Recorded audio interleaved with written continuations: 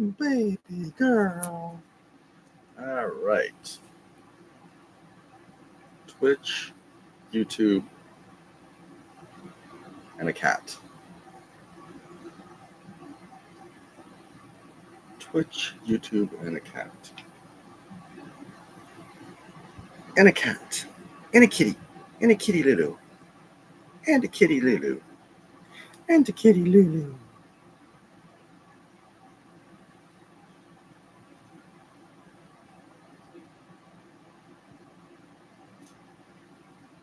And a kitty Lulu.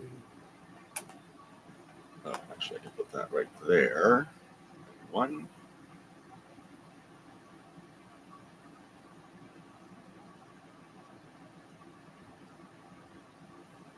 Okay.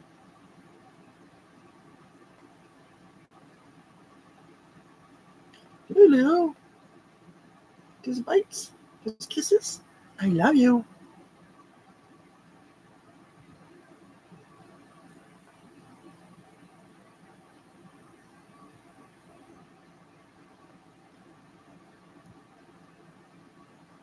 Love her.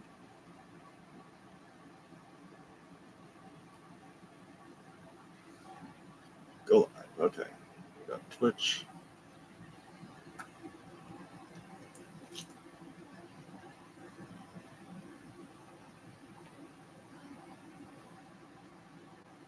TikTok. This is my impression of an ICE agent when he gets home from work I and starts love talking you. to his wife. Oh, you're a good So the first girl. thing he does Yes, is he takes you off his are. tactical vest I and his love blood you. sort of spills You're a out. good He girl. looks at his wife Yes, and he you says, are. I love "Hey, you. so You're it's a good rest day," girl. and the woman was screaming in the You're car. a She good goes, girl. Yes, "Wendell, she where's your board? is. Where's your board?" And I didn't have Yes, a she's a board, good but I wristed it girl. anyway. And then the wife looks at him and she goes,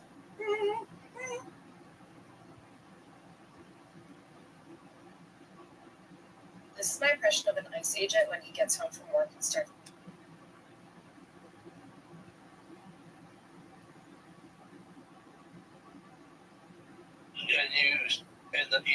It's a 3 word, but the last word is. So I'm not really getting big football fan, but I usually can't say Chiefs because I'm a Kansas City. Good morning. Good morning. Good morning. Can you hear me?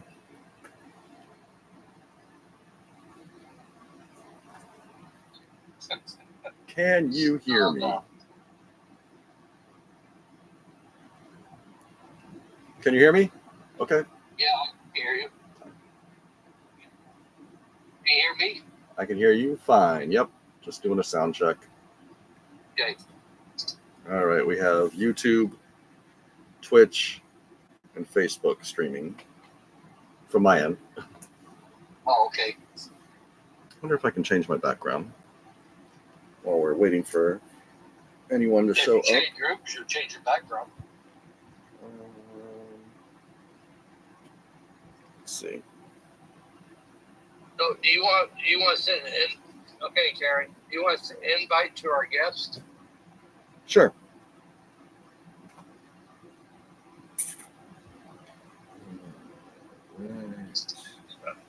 That's kind of greenish background you got there, Anthony. You like that? There we go. All right. How about that? All right. Hold on. There we go. There we go. All right. Invites. So let me send out some invites. All right.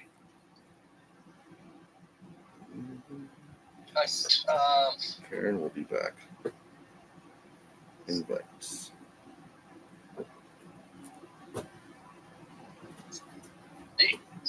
You can send an invite to anybody who's running for office you want. Because we don't have a full house tonight today, right? No, we do not. Okay.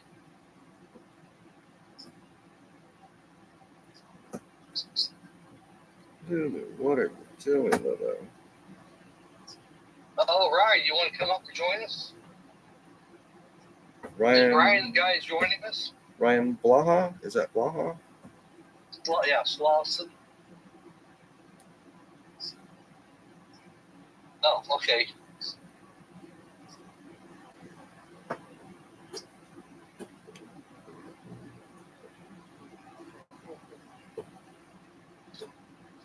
Well, good morning. Well, good morning. Morning. So where are Situated you here. at in Arizona? There we go.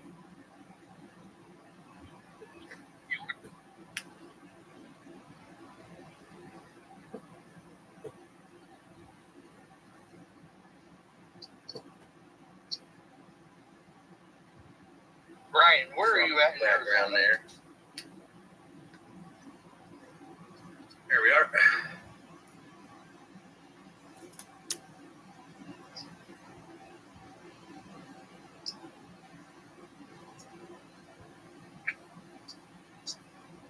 Hey, I'm going to. There, give me something to drink. I'll be right back.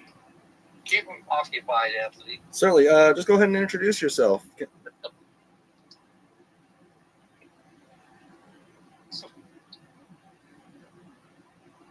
Oh, me? Yep. Can you hear me? Yep, I hear you. Okay. Yeah. Just go ahead and introduce yourself. All right, well, I am Ryan Slauson. I am running for Arizona State Senate in Southeast Arizona, District 19. I'm running as a Democrat. I'm a veteran. I had 2 tours in Iraq. I am a computer programmer by trade. I've been doing that for about 10 years now, and I'm a small business owner. I run a small tabletop game shop in my hometown, and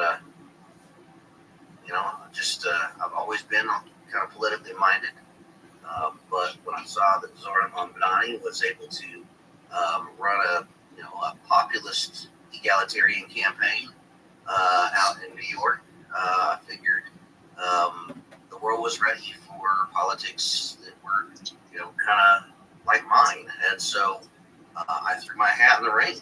I had been trying to get people together to do a lot of the kind of goals that I had through like nonprofits and just the action, but I figured I could use the notoriety that I get from the run to bring more people to the mission. And if I won, all the better. If not, well, I still had the movement of people that I had developed to continue to do work in community organizing and mutual aid and other objectives that serve the people where I live. Fantastic. Also, that's just what we're looking for in grassroots candidates. Even if any of us are unsuccessful, which we know is not going to happen, at least we've forced the other candidates to address issues they don't want to seem to address and spend their money. Stravinsky. I will tell you guys, I'm not like Anthony. I think you guys can win if you have the right message. No, I said we were going to win. We will If you win. give the same message that every Democrat or Republican give, there's no reason we can change. But if we can give a different message, that is a better message that gives your great grandchildren hope for the future, we could take over Congress. That's what we need to do. We definitely need to get the House back in next year. That would, in my opinion, it sounds cliche, but it's probably the most important election of some of our lives. I think that I agree with that, and I think also there's a moment in politics right now where the establishment, the old guard, is the weakest they've ever been. Between just the Republicans have exhausted themselves and overplayed their hand in trying to tear down the establishment Democrats, and they've done incalculable damage to them.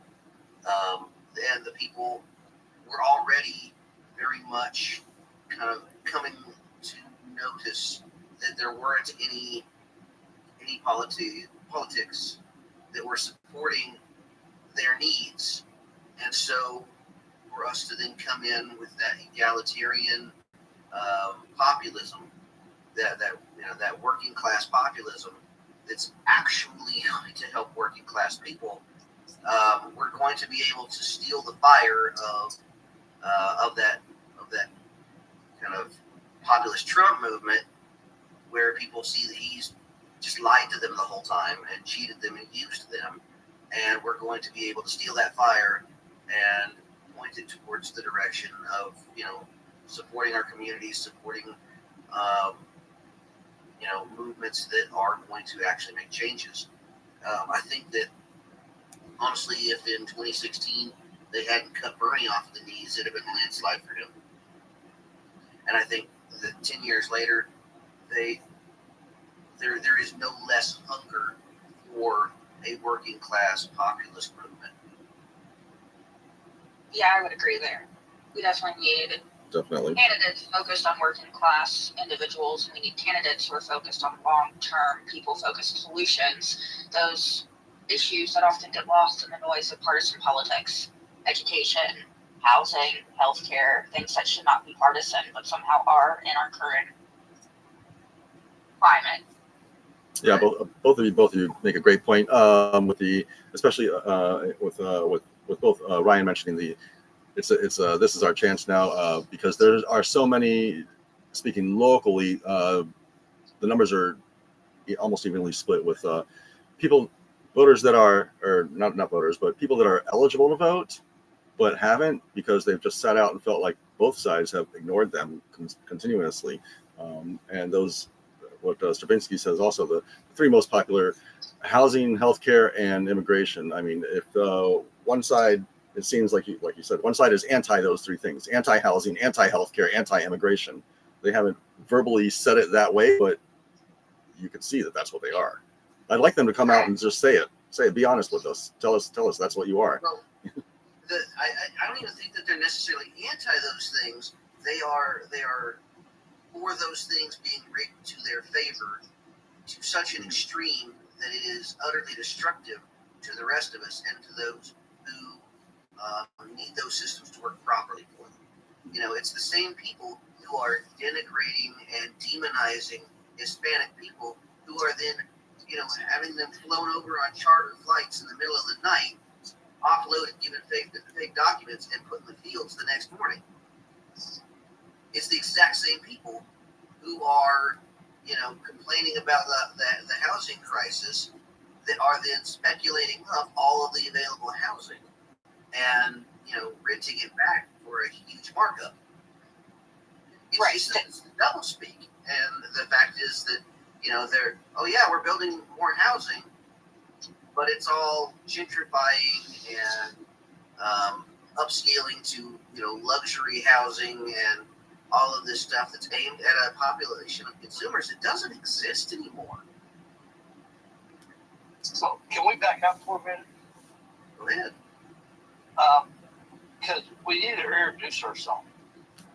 Oh yeah, hi. I didn't introduce myself. I just came in and said, "What's up, dudes? I know. How's it going?"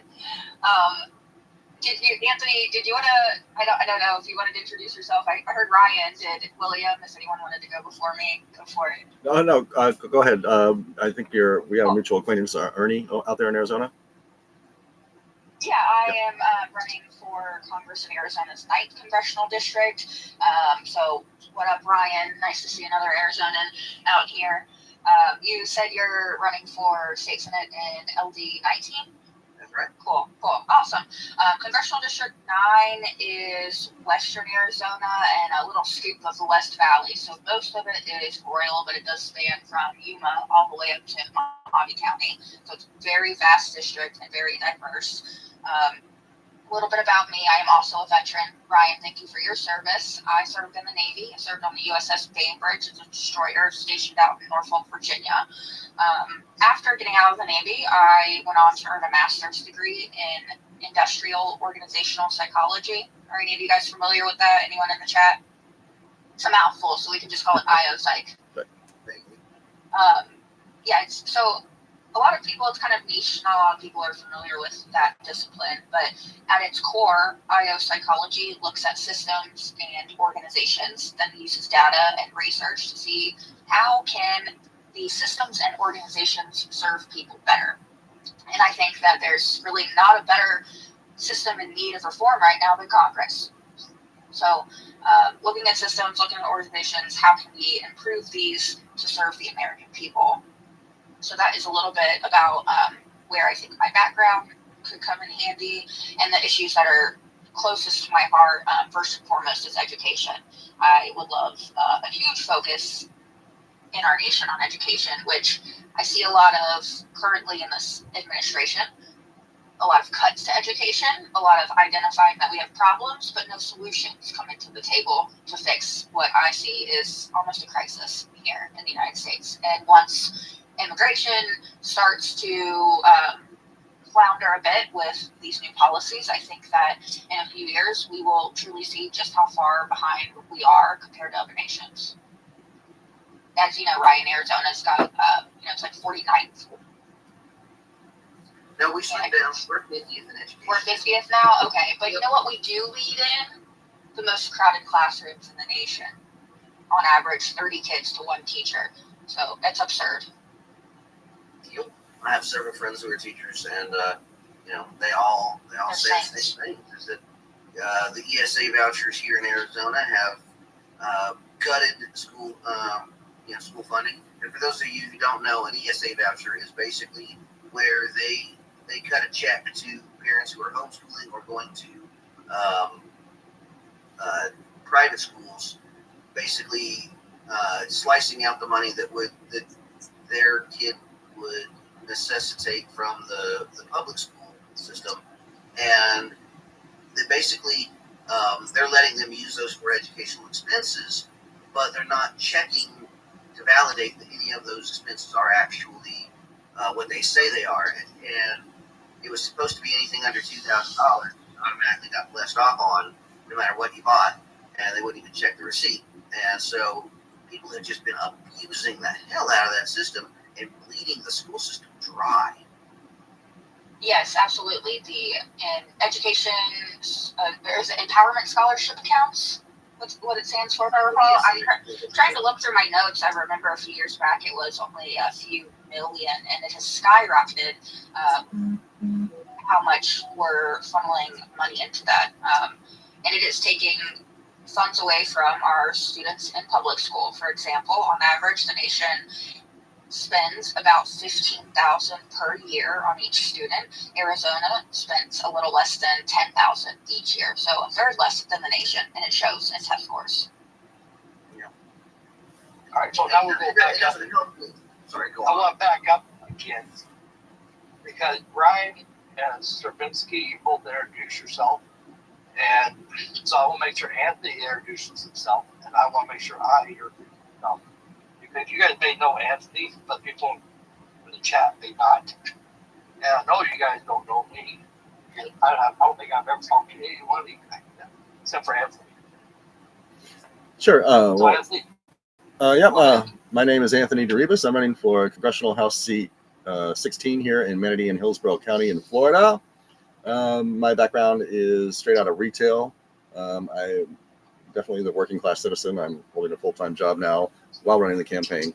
I've run before back in the late 90s, and that was a three-way race. We were unsuccessful then, and then after that, I took an appointment, a 4-year appointment locally. These were town positions.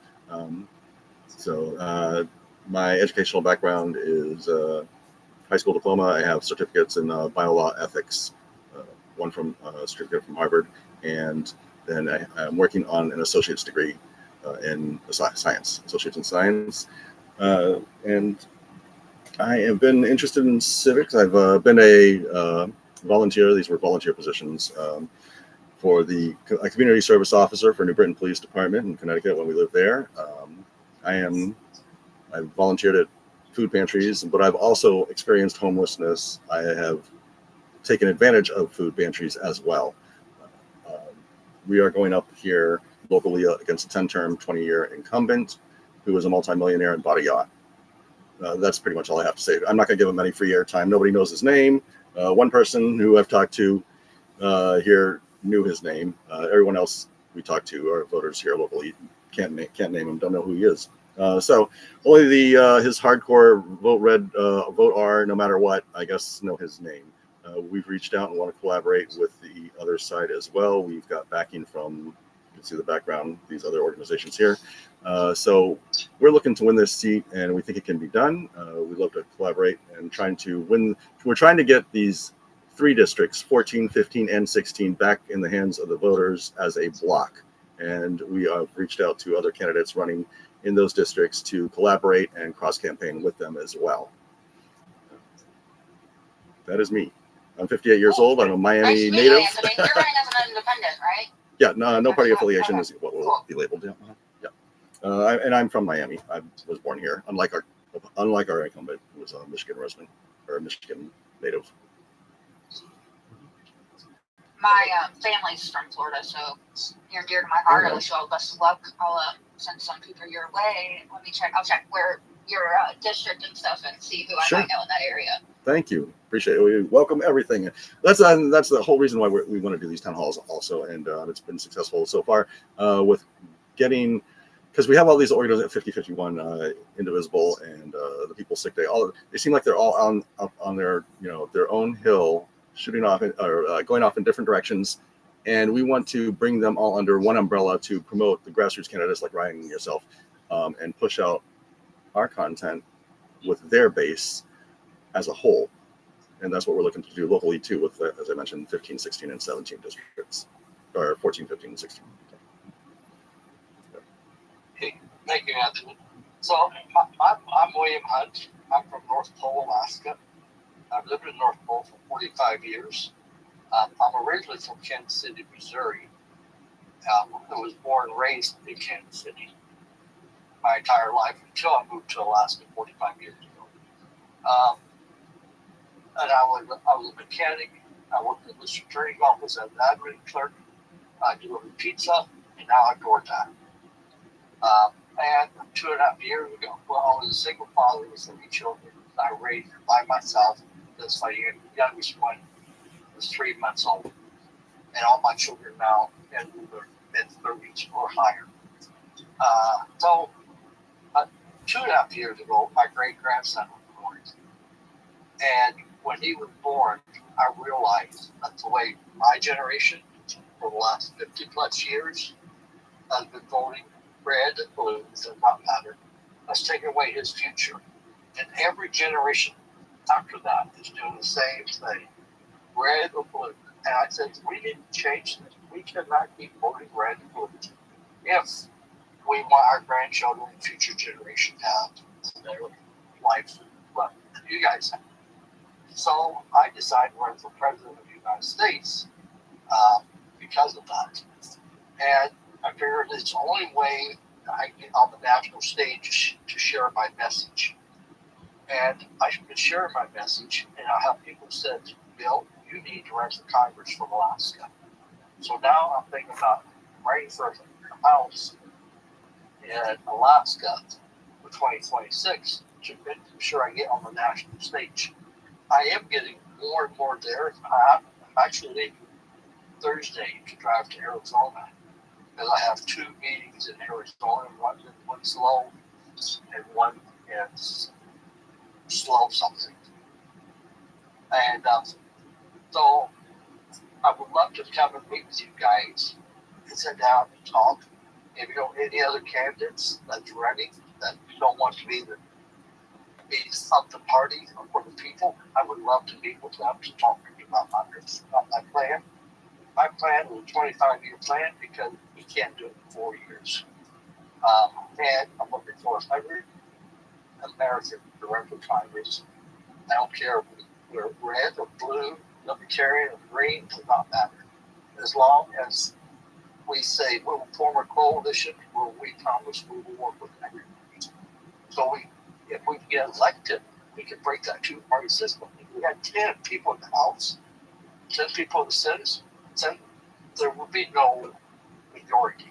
So they would be forced to work together. So my goal is really to find 100 Americans to run for Congress and get us elected, and with the promise that we will not work for a party, we will work for the people. So that's pretty much who I am. I love that, William. I agree with you. I have been saying for months now, regardless of your party affiliation, I want every freshman in Congress newly elected candidates to come in, regardless of their party affiliation, form a coalition, work together on issues that will leave a better future for our children or your grandchildren. So I commend you on what you're doing. I think that's incredible. Thank you. But when I come to Arizona, I would love You're to- driving from Alaska? How long of a drive is that? So I would to drive from Alaska to Kansas City is 3,500 miles. I've been to Kansas City for several months, and I bought a car, so now I'm on actually DoorDash across America in the big cities and talking to people about my agenda. And because I got to be in Arizona on the 18th for this, I don't know if they call it a convention or a rally or what. But I got two of them scheduled. And so I got to be there on the 18th and I got to be there on the 25th. All right, cool. So you'll be in Arizona for the No Kings protest. For what? No Kings on October 18th. No Kings protest. I guess. Oh, okay. I mean, you'll probably see a whole bunch of people around all the Right. streets. What? Is that all over the state? It's all over the nation. Oh, okay. Well, that's cool. I wish you safe travels. That's pretty awesome. So you're in Kansas City now, and then you're going to be door dashing your way over to Arizona. Right. That's good. That's a good plan. I think Ryan, Anthony, you both mentioned you guys work full time. Yes. Yes. Same.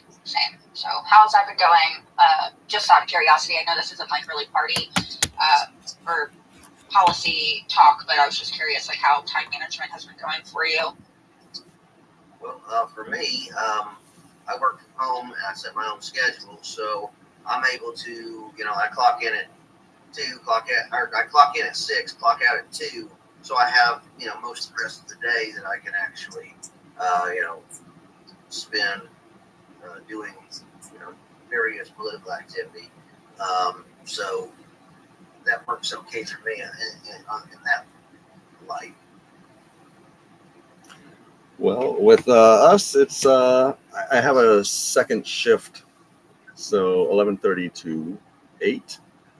Mornings are usually doing campaign work and social media, putting together advertisements and video editing, getting our message out there.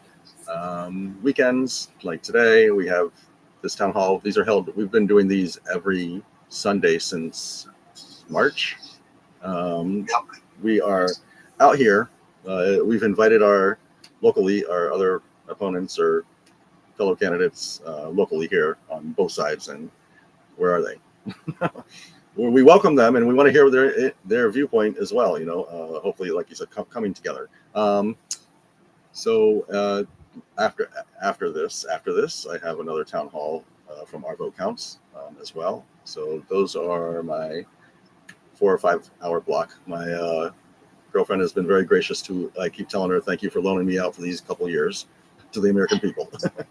So she's very patient, but she's helping. She's in the background. She's in the background assisting with any way that she can as well.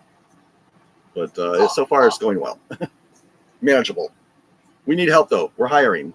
No. Oh, good. I was like, I need to mobilize. I've got a lot of volunteers that I need to mobilize and get together with here soon and start collecting some more signatures because I need a couple thousand to appear on the ballot here in Arizona. So if there's anyone in the chat in Arizona's 9th District, West Valley, part of the West Valley, and like Western Arizona, if you haven't signed yet, please do. I'm sure Ryan needs some signatures too. If you're in Southeast Arizona. How many do you need for state? It varies, but they're telling me it's probably going to be around 700. Okay, cool. I need I won't know the official number until January. I believe it might be the same for you. But I'm going to need approximately like 2,000. We've collected signatures before, back in '98 when we ran the first time. We needed 2,500 signatures. So back then, with the this was with the Reform Party when they had 50-day ballot access and a bank account. We had 12 non-paid volunteers, and we weren't going door to door, but that was taking an awful long time, going one by one. So we reached out to a grocery store that I think they're still around, Stop and Shop up north, and they let us set out a booth outside there, and then we collected the majority. We got like about 3,500 signatures, and turned in our 2,500 when we were on the ballot back then. Cool. Yeah, I'm gonna. I was doing canvassing, door to door for a bit, and I live in the most Republican district in Arizona, and Republicans can't sign my nomination petition. So I was coming across like a lot of the doors I was knocking on weren't eligible to sign. So I'm going to be probably out in front of some grocery stores and farmers markets outside of the libraries and stuff here. So it's out here soon. It's finally starting to cool down. I have about 540 so far, and I just started collecting a couple months ago. I'm really pushing the e-qual petition though, so that I don't have to hire a lawyer to verify each signature. It's about $15,000 to do that here. Wow. From what I've quoted, yeah.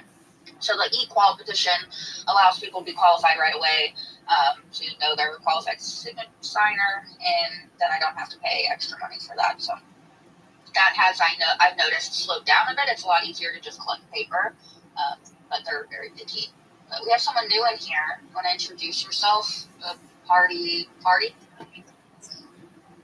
Hey everyone else, it's Chuck stopping in to check out the chat this week. I wasn't really planning on coming in, but I got the invite, so I just popped in and figured I'd say hello. I see there's 2 folks here this week from Arizona, which is awesome. I'm in your county, brother. If you're Cochise, Where are you at down here? I'm in Sierra Vista. Oh, funny. I'm in Sierra Vista as well. Hit me up afterwards. We can always meet up. I'm about here. Yeah. I'm from Canada.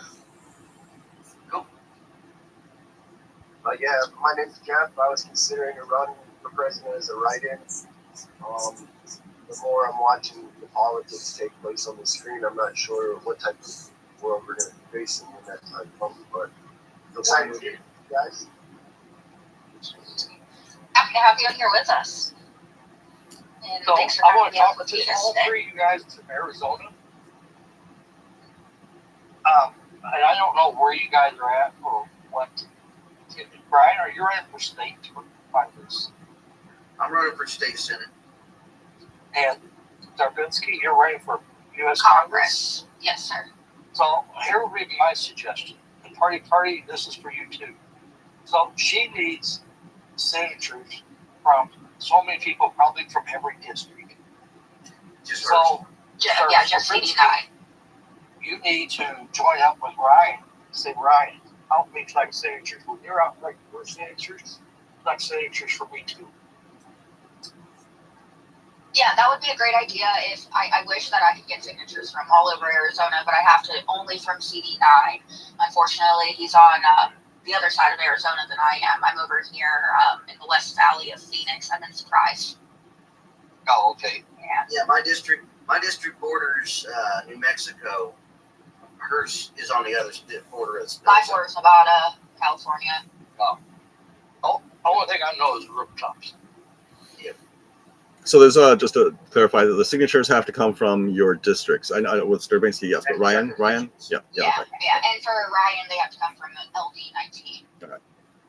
Oh, okay. Well, I would suggest you guys find other people from running for Congress in your district and have them, if they need to collect signatures, collect them all at the same time. Absolutely, that would be that's a good idea. Ryan, what CDs overlap with your LD? C6. Okay, have you reached out to Samantha Severson?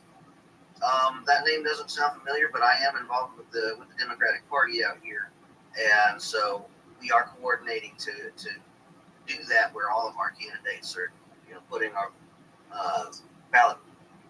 passing our ballot petitions around together and doing that. I believe Samantha Severson is trying to collect signatures for CD6. I'll double check and then I'll share her info with you afterwards if it is the right district. Yeah. So what? So hold on, you guys. So you guys, when you're in the chat, if you put inappropriate remarks, I will give you. If you want to call me Santa, I don't care because I am a Santa. It's literally the best job in the world. But if you put inappropriate remarks in my comment section, you will be muted. I mean, you are from the North Pole, and you've got a marvelous marvelous beard. So like that's a high compliment. That is high praise. I just don't get it. Big. I don't get Honored. I don't get it. I don't understand all the Santa comments. I don't know. Well, It's like I saw one person commenting about Santa. Yeah. She I made saw an that. appropriate remark. Thanks for boosting the live. Now Oh, scroll on. oh, okay. I guess nobody can have a luscious white beard anymore without being called Santa. But I think it's a good gig. Right. And also let's not forget you do deliveries all over the country. So like I mean Yeah, and the thing about it is, you guys, they asked me, if you become president in 2028, what happens to Christmas? And I said, Christmas will continue. When you see NORAD tracking Santa, you don't see just one sleigh. Those 4 years, it'd be one sleigh with 8 around them to protect the president's we got Space Force now. Like Right. it just speeds things up. Oh, you're right. That would be a perfect thing. But Have you anyway, seen the U.S. airlift capacity? Like that's a done deal. Like easy peasy. right. So anyway, they ask me all the time in my chat, if you become president, what happens to Christmas? And I tell them, it will continue just like it always has. But I will tell you, when it comes to the White House, it will look like Christmas. And the Christmas party at the White House will be about the children. Not the elite, not Congress's children, but everyday American children. So my vision would be have a Christmas party, invite families from all 50 states, come have a Christmas party at the White House with Santa, with the president and Santa.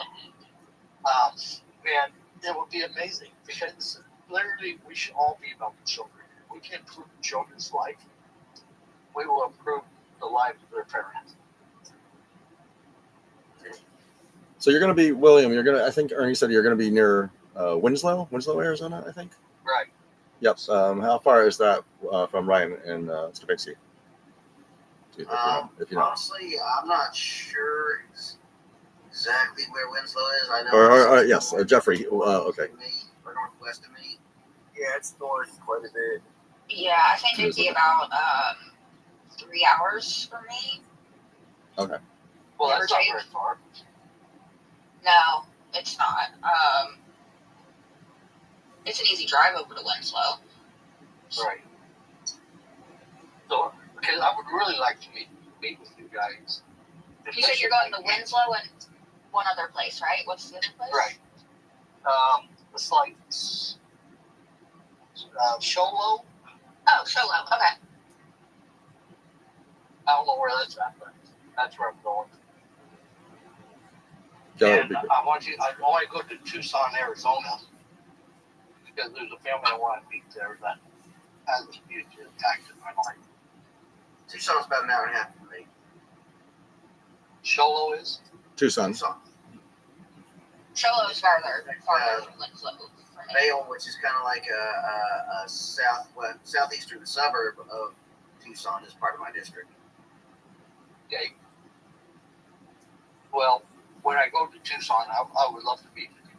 But I really want to go to Tucson because when my daughter, so being a single dad, I got a lot of help. And when my youngest daughter turned 18, I decided to give back to the community. So I became a Santa Claus. And then I came down, I was down here that first year, found out my brother was doing Santa in Kansas City. Well, my brother passed away in 2010, and we buried him in November of 2010. So I was not in the Christmas spirit. But I got a letter in my mailbox in North Pole, and it was addressed to P.O. Box 56009, and he changed the 6 to a 7. And so they went to my box. When I opened it, it was a letter addressed to Santa Claus. So I said, great. I will have to find this family, see how the Christmas went. So I got online, looking for the mom and dad's name and phone number. I couldn't find, I found the mom and dad, but no phone number. So I then searched for the dad's name on Facebook, no hits. Searched on the mother's name for to see if there's anybody there with the mother's name, and there's like 30 of them. So I started going through, too young, too old. This one might be too small, right? So I sent a message. By the time I got to the fourth one, I received a message, and she goes, "Oh my God, that's my son. He asked for it. These 4 same items." Well, I knew I had the right mom. So we started corresponding back, and I looked for a birthday because it said December 13th, happy birthday, happy birthday. December 14th, happy birthday, happy birthday. So I said, "When this lady's birthday? Her birthday, December 14th. My brother's birthday was December 14th. And I said, Greg, you have my attention. I will never, ever forget about the children again." And to this day, I have not forgotten about the children ever. And that's one reason why I'm running for president, because it's about the children. I would agree with That's you. why I want Billy. to. So you're gonna go visit that family? Yeah. That's cool. I've never met them. So I want to go meet them. Hey Ryan, just on my notes. Learning from the Learning Policy Institute, that's the source. In 2022, our ESA cost was $587 million, and in 2025, it's $861. In just 3 years, it's like $300 million more. Yep. There's no guardrail. There's like barely any guardrails for this. People are using their ESA vouchers for family vacations. Sorry, I'm getting an echo. It's probably my headphones. Yeah, and another thing that happens is charter schools are so big out here, and basically what happens is they set up these charter schools, and they take in all these ESA vouchers and all that stuff, and they get to throw away the kids they don't like. So the autistic kids, the troublemaker kids, all the kids that aren't scoring highly and making them look elite and prestigious, they throw them away. And so basically they're destroying the efficacy of efficacy. That's a word. They're destroying these public schools to build up these charter schools, and then they're throwing the ones they don't like back. Into schools are now underfunded and aren't able to actually properly address the needs of these high needs children, and I think that's pretty bogus. I don't like that. Well, have you guys thought about what are the issues? Why are they going with these charter schools? So that they don't have to teach kids evolution, so they can teach kids Christian nationalist ideologies. A lot of it is so that they can skirt laws that keep them from, breaking the kind of constitutional restrictions that a public school has. And money, because it's free money. It's just sitting there, so they might as well, just snag it and pocket it.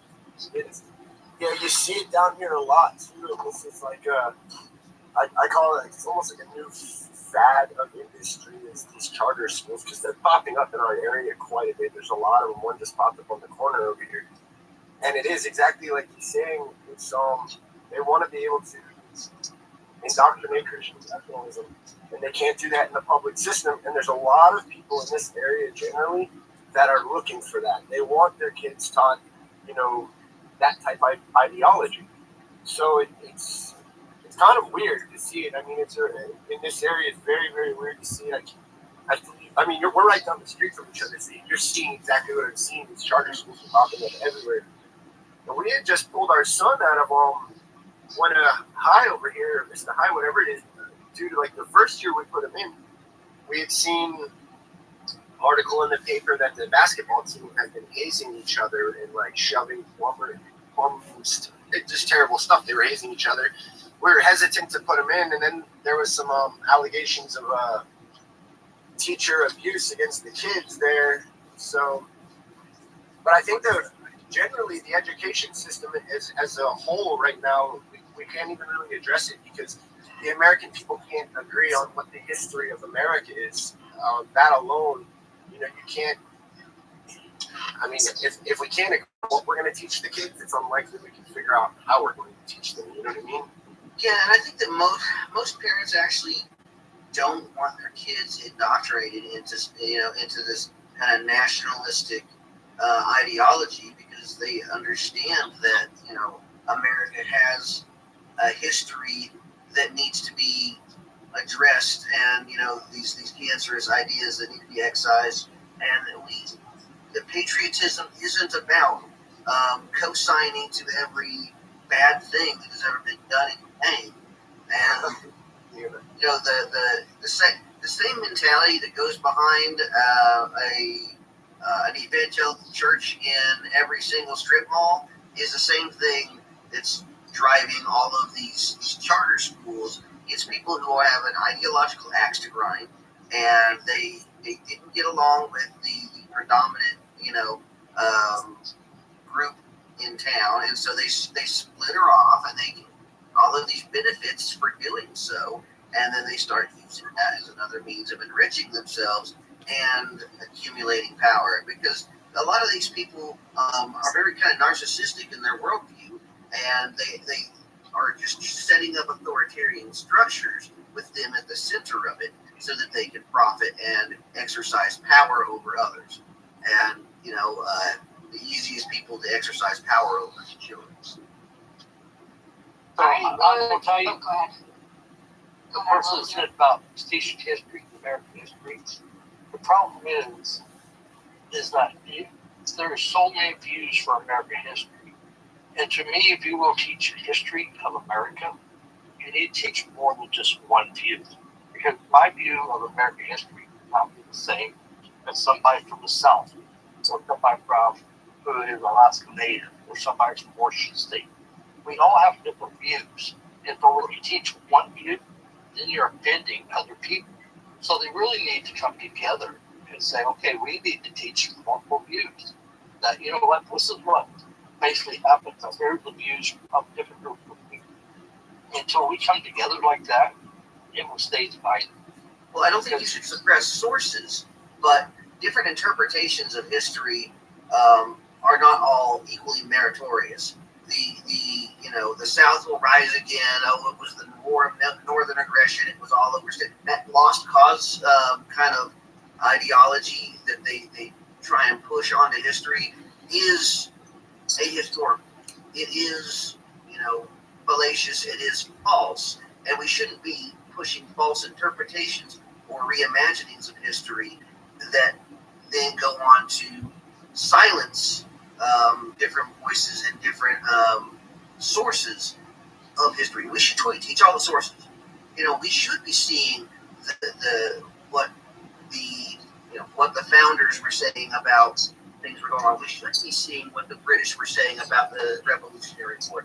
We should also be seeing what records we have from the native population who was involved in witnessing what was going on there, and the French who were part of it. We should be seeing all of the different sources from history, but not every interpretation of that history or every contrivance of that history has the same merit. I just want to jump in here. I just want to jump in and have the Populist Party introduce themselves. Mr. Forte, I believe, just joined us. Hey, good morning, everybody. Yeah, Darnell Forte here, 34, and running for president for 2028. And regarding the topic we're on, charter schools are a way to circumnavigate the rules that prohibit exactly what they're trying to do, and using public funds and taxation in order to fund it, because the people that they're targeting are too poor to fund it themselves. And it has to do with colonialism too. And so with colonization, that requires you to destroy history, thousands of years worth of indigenous histories and things like that, or always be started over and never actually having a footing. And that leads to rewriting history and saying that history starts here and then nothing happens before, and there's no books that survive, so therefore there are no other contradictory ways of reporting it of an actual source. And history goes to the victor, and so the victor keeps on rewriting it, but it even hurts the colonizers because they have to lose their actual history and their actual lineage and stuff like that as they blend in and just become a part of the homogenous colonizer mass. But with the charter schools, they're using public funds in order to teach religion, in order to teach ahistorical facts or fake news or whatever, but we've got a lot of problems even with our textbooks that we currently are using. That I think, like Maxine, the lady that was with Epstein, I forget how to say her name. Elaine Maxwell? Yeah, her father was in cahoots with the textbooks that come out of Texas. And like most of the textbooks do come out of Texas because they have different laws and favorable the way they do their taxes and stuff. And so it's a go-to spot for doing textbooks.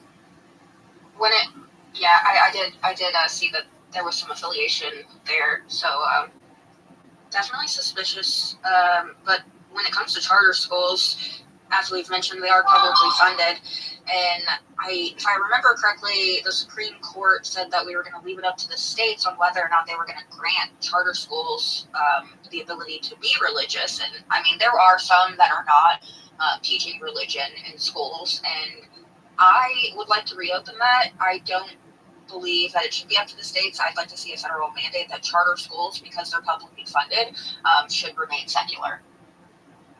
If it's publicly funded, I don't want religion in it. Anytime states' rights and leave it up to the states comes up. What was that? Right. Yeah. It's an up to a states kind of thing. Like if Arizona wants to have religion in the charter schools, the Supreme Court's like, cool, that's fine. Let the states choose. But I would like to see federally no.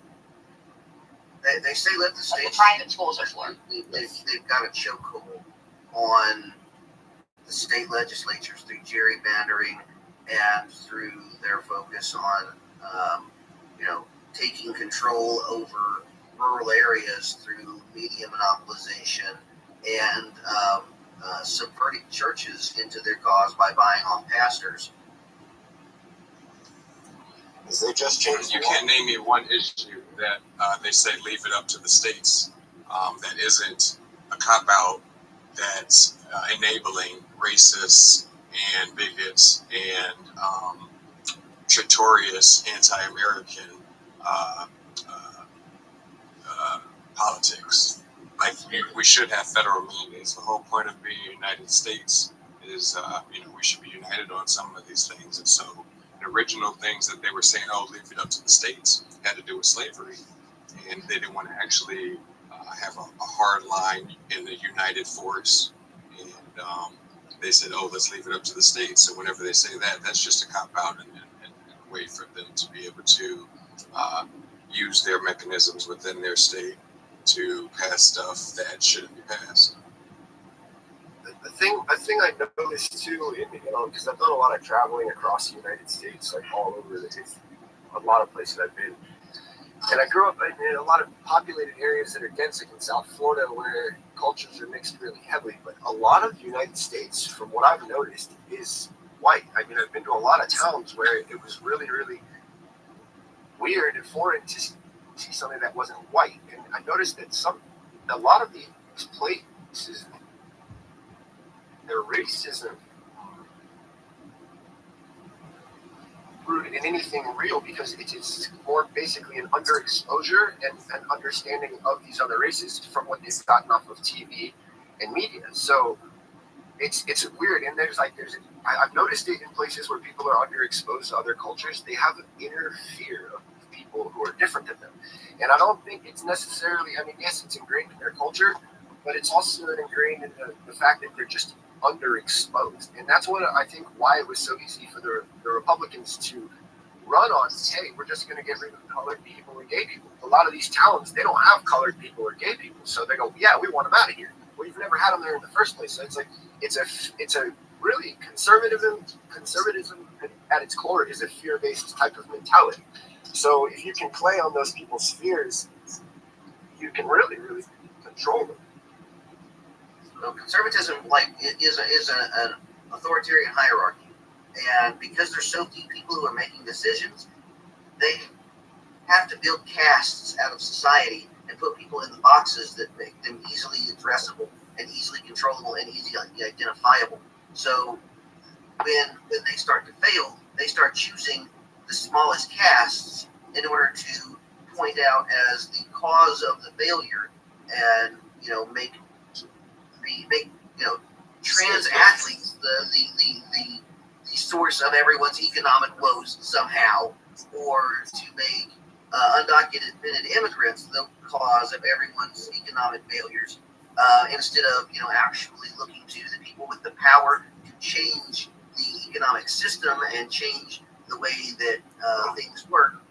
They're just pointing at a scapegoat class, and they're going to continue to do that. They're always going to very finely chop off a group of people who are going to be a scapegoat, even if they were to somehow, remove all undocumented immigrants, if they were to remove all LGBTQ, they're always going to be someone that they're willing to sacrifice to cover for their failures.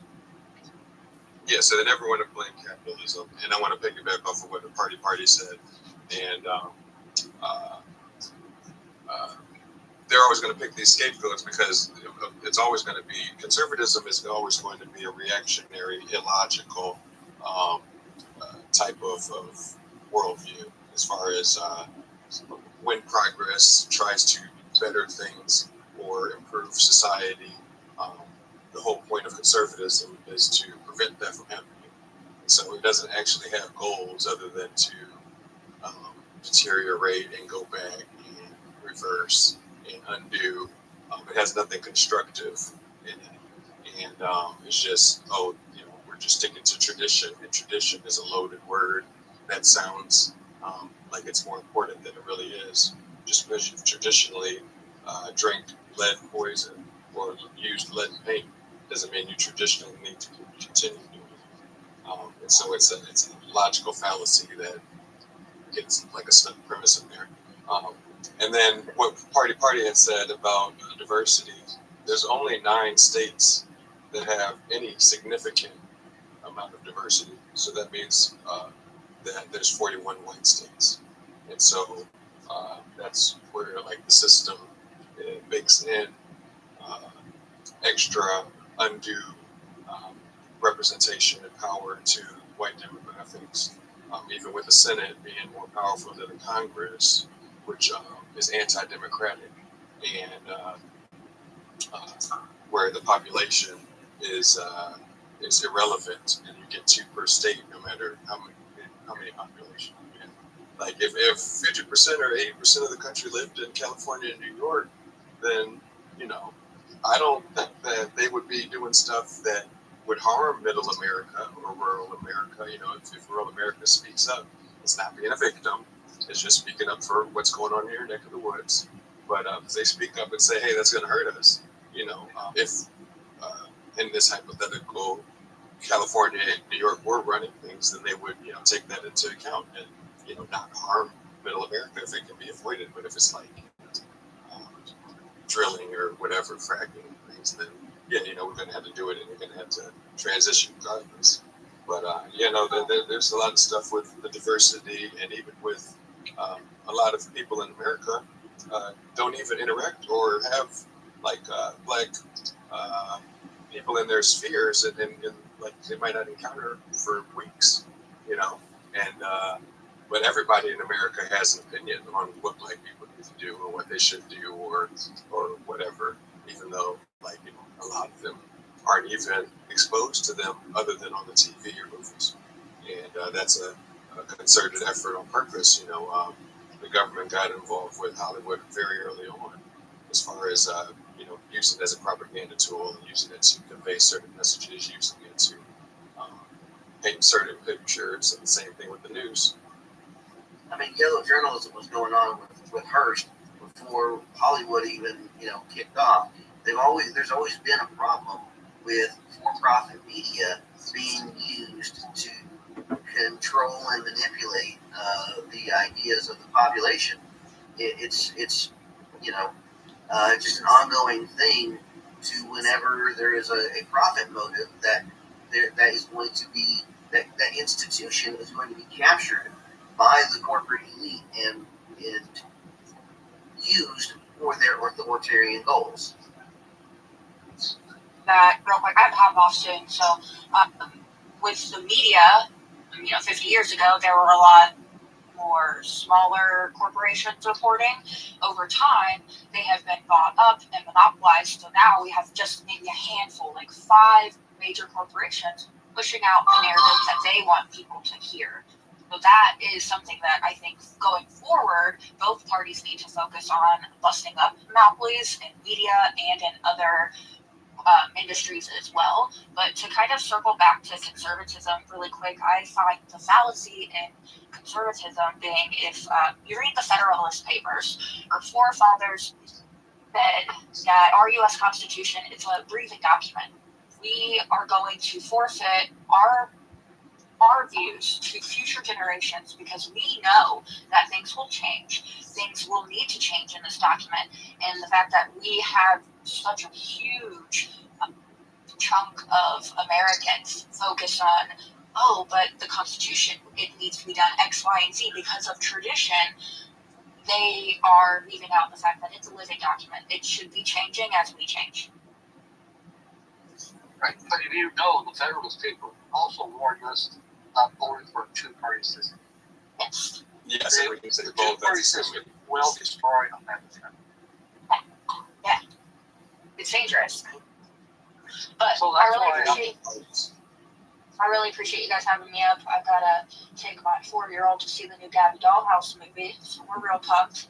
But I hope you guys have a great day, and I hope I can come back up again soon. Anytime. Definitely. Thanks, William. Bye, guys. Yeah, I missed last week. I was busy and had an out-of-town guest. And by the time I was available, it was already over. But yeah, we need to fix with media and money out of politics, money out of media, more funding towards the public broadcasts and PBS and whatever else, independent news and journalists and things like that as well.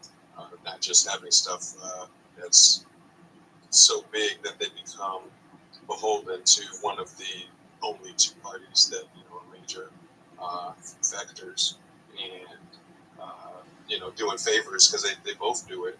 Fox was blatantly doing it with Trump's first term, as far as in order for them to get inside scoops or whatever. If they want to keep Trump happy, then they say what they want and what he wants them to say, and don't say what he doesn't want them to say. But it's the same thing on the other side with CBS and MSNBC and all the other. Fox created Donald Trump as a political entity in the first place. All the way back into the 90s, they had Trump coming on and giving his 2 cents so far as different political things that were going on in America. So they intentionally groomed him to a political status when he didn't have the neurons to rub together to where he should have been, weighing in on these things. But they crafted an image of him as being politically savvy for a decade before he ever ran. Yeah, their agenda, they have executed it well over decades. But like the Cronkites and the Murdochs and whoever else and stuff all had a plan, and it is falling into place exactly like they wanted it to. Even with Kuipers and Charlie Kirks and all that stuff going on. That's still precipitation from what they were already set in motion, what you're talking about. You know, Trump was a registered Democrat, and he had always had fancied ideas of running for president, even back when he wrote the Deal book in the 80s. And he, you know, said candidly that he'd run as a Republican because they're stupid. And I think that's been debunked that he said that. But you know, he ran as a Republican because Fox News was, you know, doing a lot to popularize him and support him, and the New York Democratic establishment shunned him when he wanted to be, you know, part of the New York Socialite Club. They thought he was a tacky bigot and didn't want nothing to do with him, and so he decided he was going to push for the Republicans. I think what we have so here. the party elite, the Democrats and the Republicans, are both bigots and racists, and they both have a vested interest in perpetuating racism. Racism hurts the GDP for America, and if we weren't such a racist nation, you know, we'd prosper even more. It would be better for everybody. You're right, and I think that's a good point. Is that, you know, at the high levels, Democrats have a paternalistic racism, while Republicans have an oppositional racism, but it's still racism. No, systemic racism. Like I'm not mincing words. Like, you know, we can go down the different avenues and ways and methods of exhibiting racism, but like even with fascism, the Republicans are historically more overtly fascist. But the Democrats are more successful at implementing fascism, especially when it comes to the police state. And when you have a good cop, bad cop routine, even with white supremacy, which the Democrats do support, and they don't want to talk about anything that has to do with financials or the money in regular Americans' pockets. They'll talk about other issues that don't affect money, that don't affect where the capital is going, where the labor is going, where the revenue is going, and the power. The power is not in the people. The power is in corporations. And so the Democrats knew that Project 2025 was coming up, and they threw a losing campaign last year on purpose because they have plausible deniability as far as there's some Democrats that are against it, sure, but overall, the ones that matter in the majority. Because they do keep it to a threshold. They never let opposition increase over a certain amount. And if it ever does, then you'll have Republicans start running as Democrats or whatever, or you'll just have Democrats start behaving like Republicans. I mean, today's it's a system that's carefully controlled are 90 Republicans. These optics. What's that? I said today's Democrats are 90s Republicans. Well, They're yeah. And so I would think, gentlemen, yes, and so if we continue with that, though, the big if issue. we continue with that, then we're just going to still get right-wing people. You're right, and I'm running as a Democrat, but I am running as a populist egalitarian, and I am very much opposed to that captured DNC level, top level, corporate lapdog Democrat. Listen, real quick, guys. There's 46% of our registered voters are registered independents, which is the majority. One of the main issues that we're facing right now is still trying to figure out who we can trust out of the left and the right. And the real thing is that our democratic system is no longer run for the people, by the people. With Citizens United, now the people have zero play in this game. All that the left and right system is being maintained for is to create this illusion of choice in the people, and it tends to be one of the heaviest arguing points that keeps us away from working on the plan to get out of it.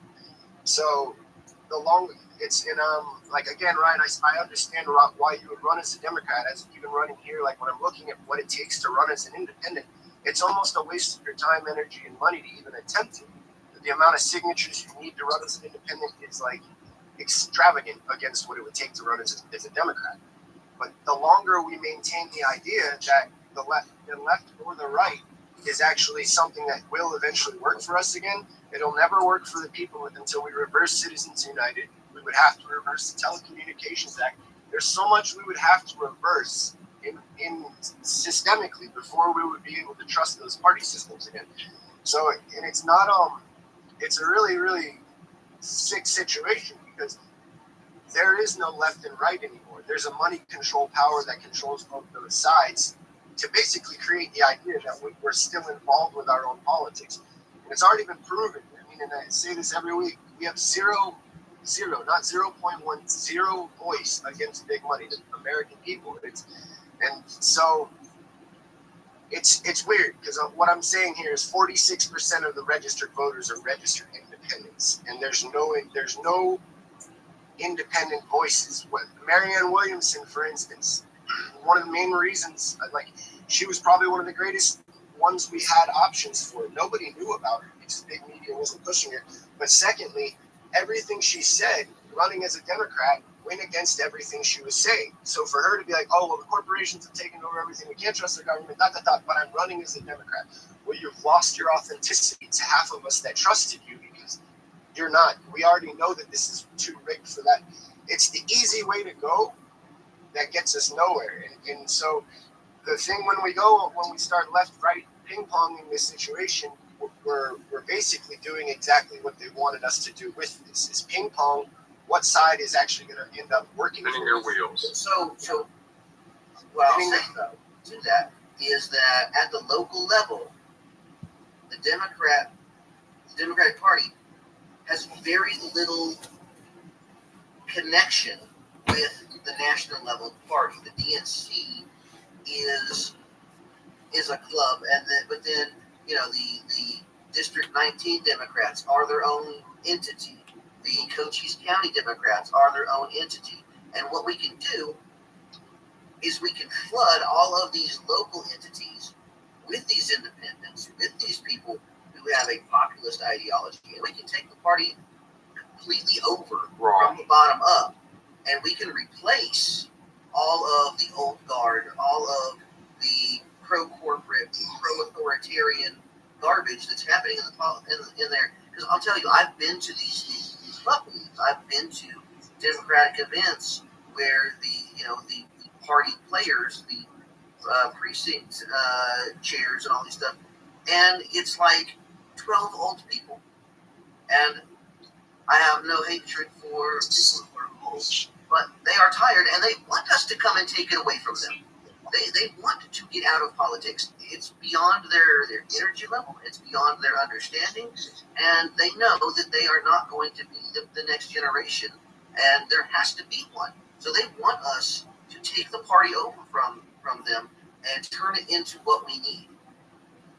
So Ryan, what I got from what Party was illuminating was that it's a fool's errand to even sign your name along with the Democrats. Even at a local level, it's myopic to think, and like a lot of the way you're telling it is very like fanciful and idealistic. But if you do make a big enough stink, then the Democrats will use their millions of dollars that they have pooled together to run another candidate or invest into the opposition just to defeat you. Don't you think that'll happen anyway? Run independent. Go ahead and introduce our newest candidate. But as soon as you sign on, like you saw what happened with Bernie. So even if you win the nomination, if they don't want you to have the nomination, they will stop democracy in order to do what they want to do. That's national level. I'm talking about. Hold on, you guys. grassroots. We got a new guest though, and I want to know where she's from. She says she's running for. I'm a Democrat running against reddest district in the country. Welcome back. So where are you running for? Good morning. Can you guys hear me okay? Yes. Yeah, welcome. Well, hello. My name is Amanda Pushek. I'm running for Congressional District 4 in Alabama, and that is statistically speaking the reddest district in the entire country. Big Trump country out here a lot of times, and I'm a nurse who's running to keep Alabamians alive. We have 52 hospitals that are getting ready to close in our state, and the district that I'm running in will be heavily affected if we don't have access to care and you have to go further for care. That just means dead people. So I'm a little bit different than you guys. I get a lot of flack for being a Democrat, but here's the thing that I tell everyone: I have to try.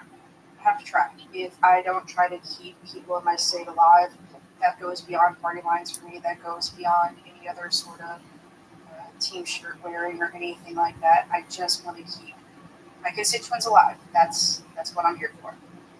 So can I ask you a question? Always.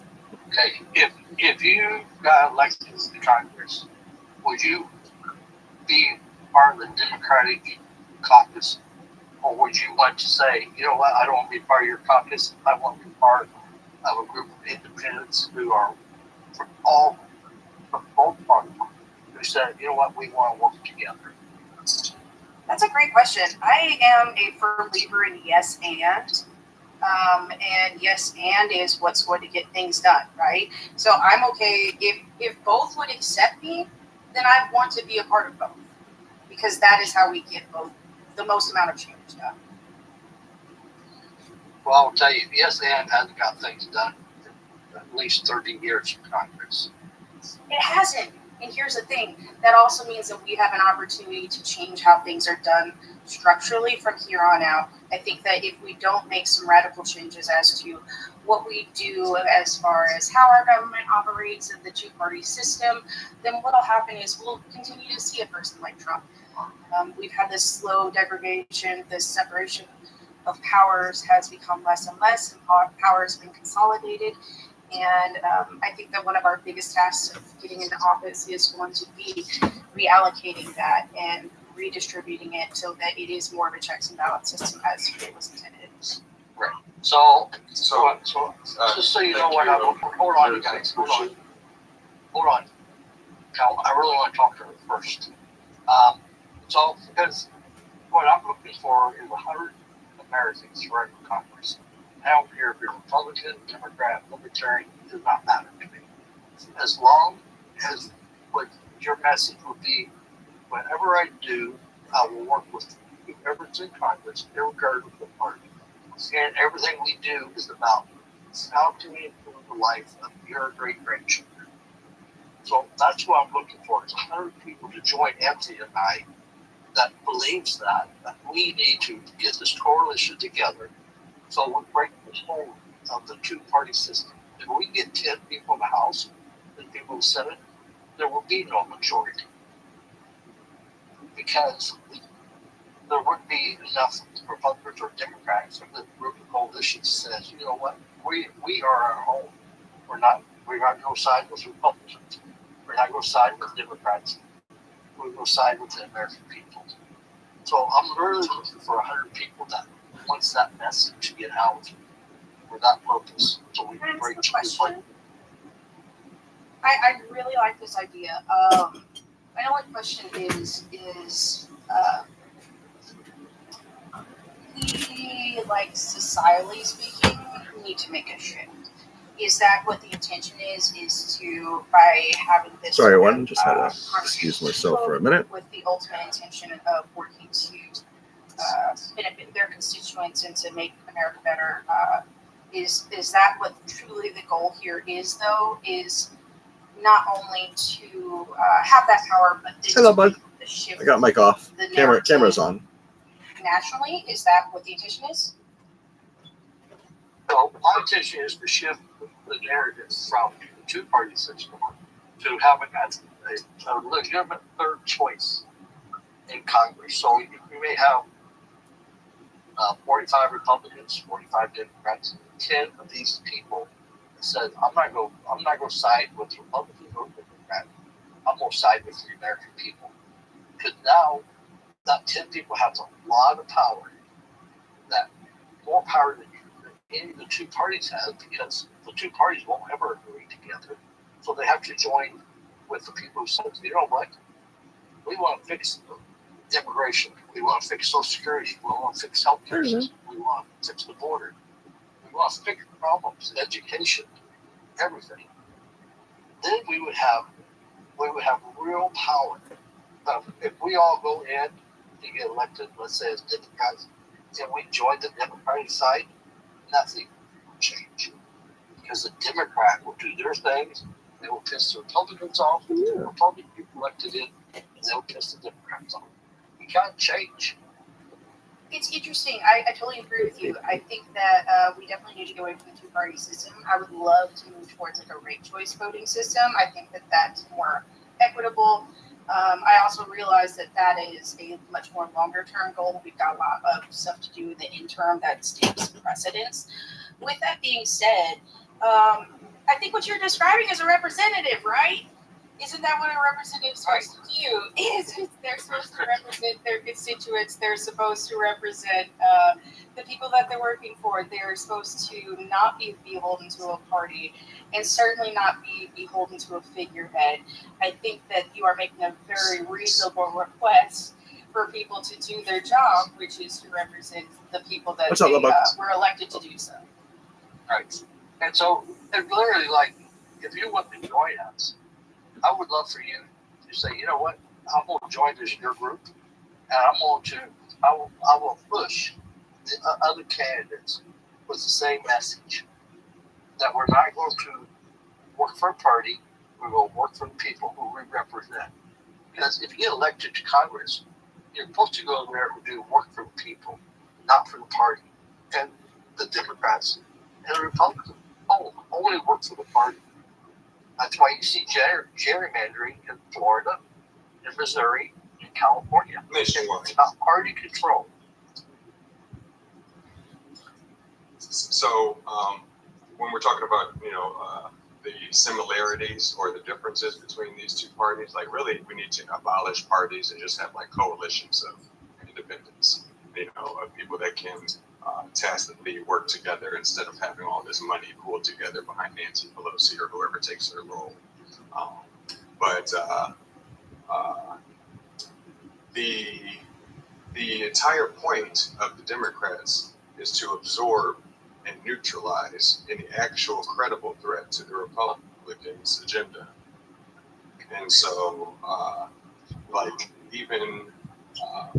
it makes just as much sense to run as a Republican and have the fanciful idea that you're going to change the Republicans and do a 180 because of the chaos or whatever and stuff, and run with progressive or whatever leftist type of solutions and just run as a Republican and win as a Republican. But you're signing on as a Republican, and with all the fine print and all the obligations and whatever they have in there, the Republicans and Democrats have a lot more in common. The list of things they have in common is way longer than the stuff they have differences. That's superficial, because they do agree on capitalism and they do agree on this and they do agree on that. And so they work together to keep third parties out. They work together to make sure the duopoly persists. The Democrats want Republicans to win in case of them losing.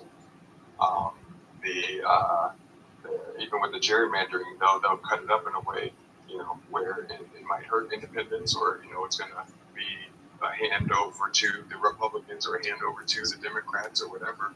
But they're definitely not trying to do it in a way that's anti-duopoly. And so, it's investing into that at all is still perpetuating it. But I'm not attacking you, Nurse. How do you say your name? Is it Puchek? Oh, so it's Pushcheck, and please, I'm not taking any sort of offense at all, please. I realize that it's hard to understand that sort of thing, but I was just saying, the Democratic Party is not my real mom, and that's the same thing that I tell voters, too, is, at least for me, because I am running in the reddest district in the country, there's a lot of hesitation when people see the word Democrat, and there's a lot of hesitation even from Democrats because they feel very disillusioned by the two-party system.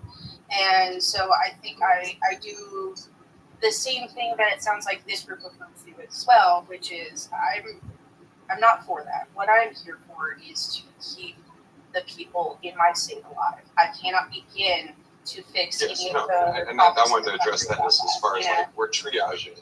And so on a national level, we're like frogs in boiling water that don't know it's boiling yet. And so everybody has different levels and different roles. And on the local level, yes, take care of your constituents. Do what you have to do. In the meantime, run Democrats, sure. So let but me ultimately, explain. we need to, at some point, start stepping away from that and backing and supporting the people that are stepping away from that as you're in the role wherever you are. So let me explain the dilemma that I have where I'm at. So we are 20 points behind the Republicans. They have a very strict control over their party and over the party messaging and who gets to run in their district. You can sign up to run as a Republican, but they have such a strong establishment that is kind of very much calcified into pushing, Trumpist policies, that if you try and run against them as a Republican, they're going to primary you out and they're going to shut you down, silence you, and you're going to be irrelevant. If you run as an independent and there's a Democrat candidate, you split the resistance vote and it goes Republican. So for me as a populist, as somebody who is seeking economic populism and a more socialistic view of the division of resources and labor in our country, I have to run as a Democrat in order to first be seen as legitimate in the first place by the people of this district, and second, so I'm not splitting my vote with the other resistance party or the other resistance candidate and nullifying both of us out of the race entirely. So, but also, I'm just one dude. I don't have, they spend like $50,000 to $100,000 for state senate runs in this district, and I don't have that kind of money. I don't have that kind of recruiting power. I don't have that kind of reach, and so I have to use resources where they're found, and they're found just laying on the ground in the Democratic Party out here, because the old folks who run it, they're not doing anything with it. They don't know what to do with it. And so for me, the strategy is get a bunch of young folks, get a bunch of millennials and Gen Z, get a bunch of progressives and leftists and populist, egalitarians together and take over that party, redefine it, make it ours, and then run that agenda. The thing is with that, and this is the real issue that we're going to face, is that you would be building an army for the enemy. And I'm not saying it like the Democrats are the enemy or the Republicans are the enemy. I'm saying the power control at the top. You can't. It's just like people when they're saying, "Oh, the president, whichever president." I'm going. It doesn't matter when the people that control everything own that stage. They own that stage, but they don't. They do own that stage. They don't. So if you haven't seen the way the Democratic Party actually functions, it's not. It doesn't function with that level of authoritarian control. They can deny resources, but they can't throw you out of your own organization. On the flip side of that, Ryan, what we're doing here, because none of us want a three-way race, that just hands the seat right back to the Republican. We are hoping to gain the 2 or 3 primary Democratic candidates that are going to spend and waste time and resources from now up until August is when our primary is, fighting against each other. All 4 of us have the same platform and agree on everything. So it's important that for us as a candidate that we come out now, 14 months out, especially if all of us, I've met the other 2 of them, Jan and Glenn, we're all in the same financial position. None of us are millionaires or we don't have big bank accounts. So it's important to get our message out, get one candidate out there, let the voters know, because as it is now, even if you're just basing your win off Democratic voters, they're not even going to know who their candidate is until 90 days prior to the election. You're not going to unseat a 10-term multimillionaire candidate or incumbent 90 days prior to a general election that's been there for 20 years. That's just not going to happen mathematically.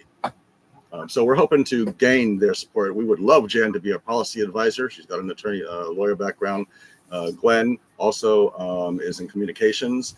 Those are roles that we could take, and they obviously want to go to Washington. They could work in our Washington office Every congressman gets a roughly about $1.6 million to run their offices on top of their salary.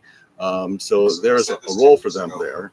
But the voters have made it clear, because Jan has run 6 or 7 times already and not been unsuccessful. The voters have made clear they do not want her as the challenger, but she's running again.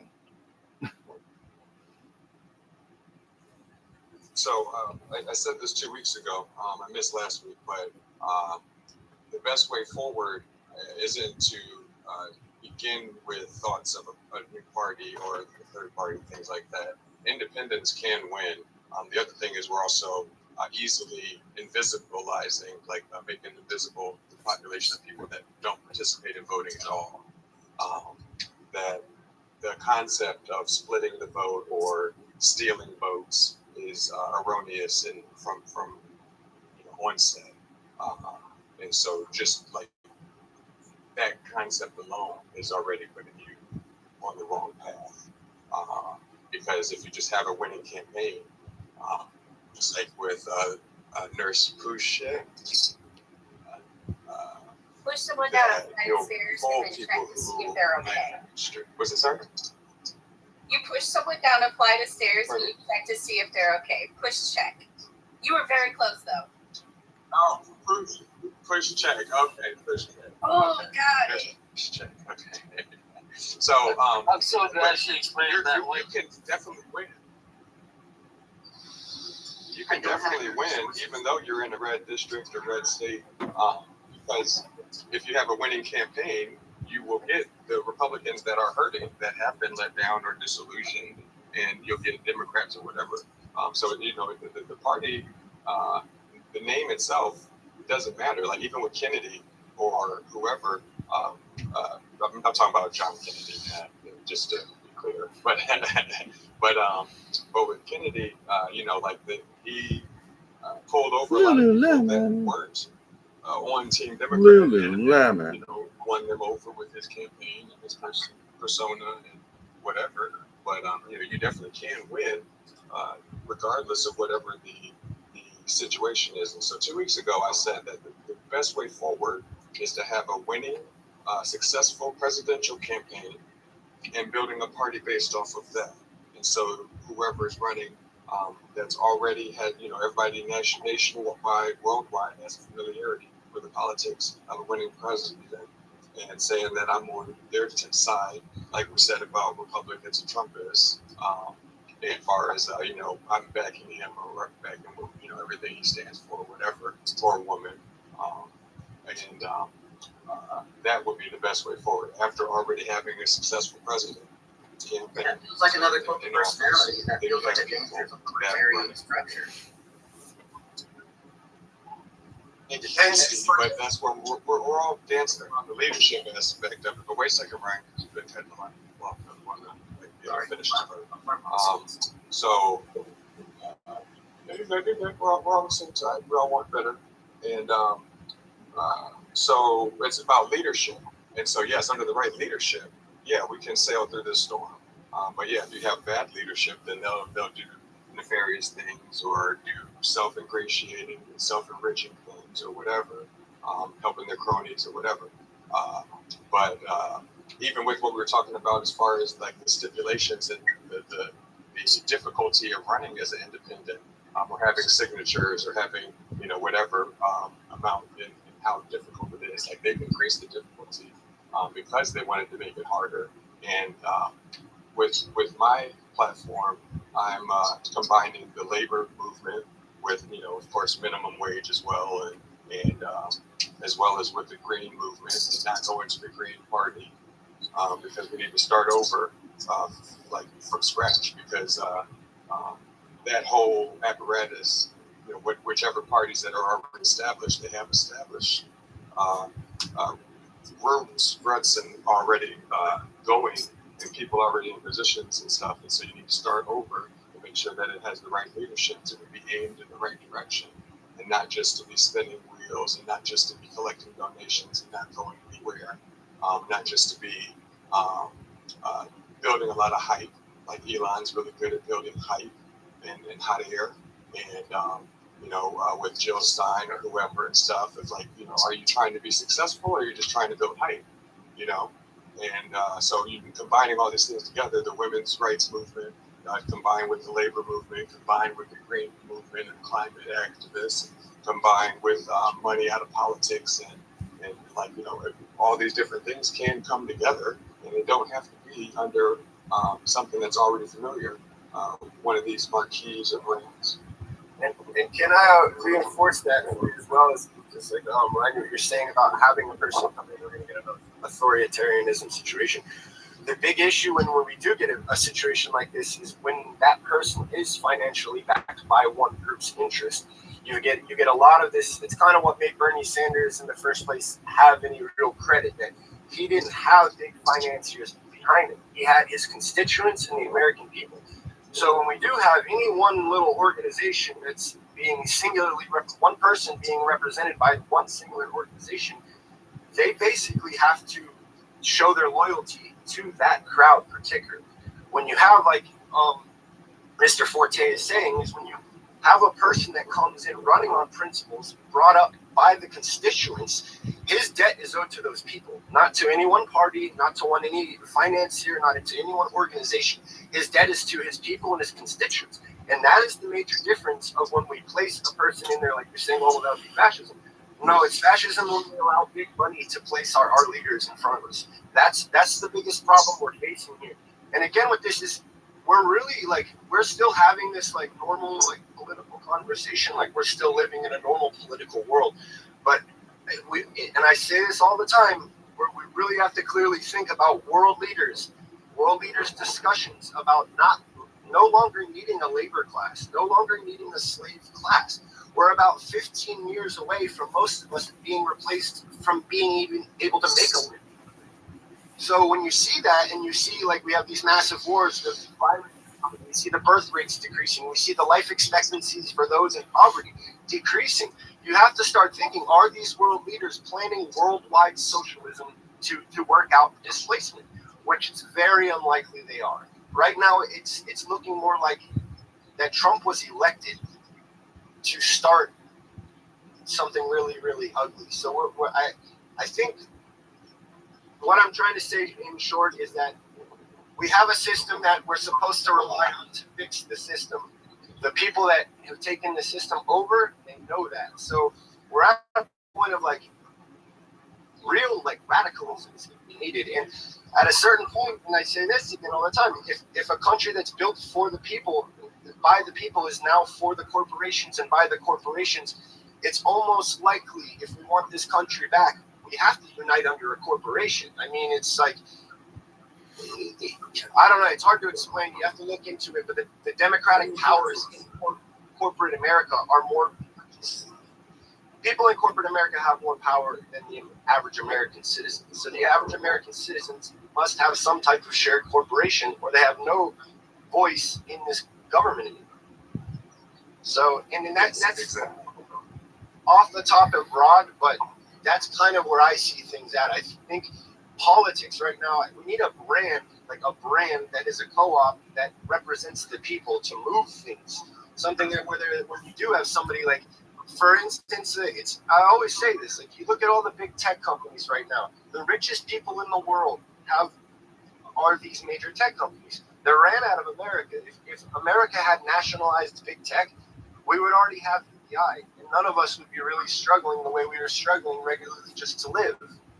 So there's a big thing in this country where we tend to think the politics are the issue, that we have to change the politics. What's really, really the big threat here is we have a really, really, really dangerous economic system that it sets the example for the world. That's what needs to be changed. That's changed by our actions, how we live our life, where we purchase our food, who we pay our rent to. Ryan, you should know this. Our electric company is a co-op. Every electric company should be a co-op. It shouldn't even be a fucking question, excuse my language. But so there's corporate structuring that we have available to us that gives us more power than politics does. Yet we're still here discussing how are we going to use politics. Are you ready back? So, right, I think that we're all wanting the same end goal here, and so let me make this analogy. Y'all want to win by doing the Death Star run, having a plucky pilot fly through the trenches, evade all the guns, evade all the fighters, and bullseye the tiny target with the proton torpedo and destroy the Death Star.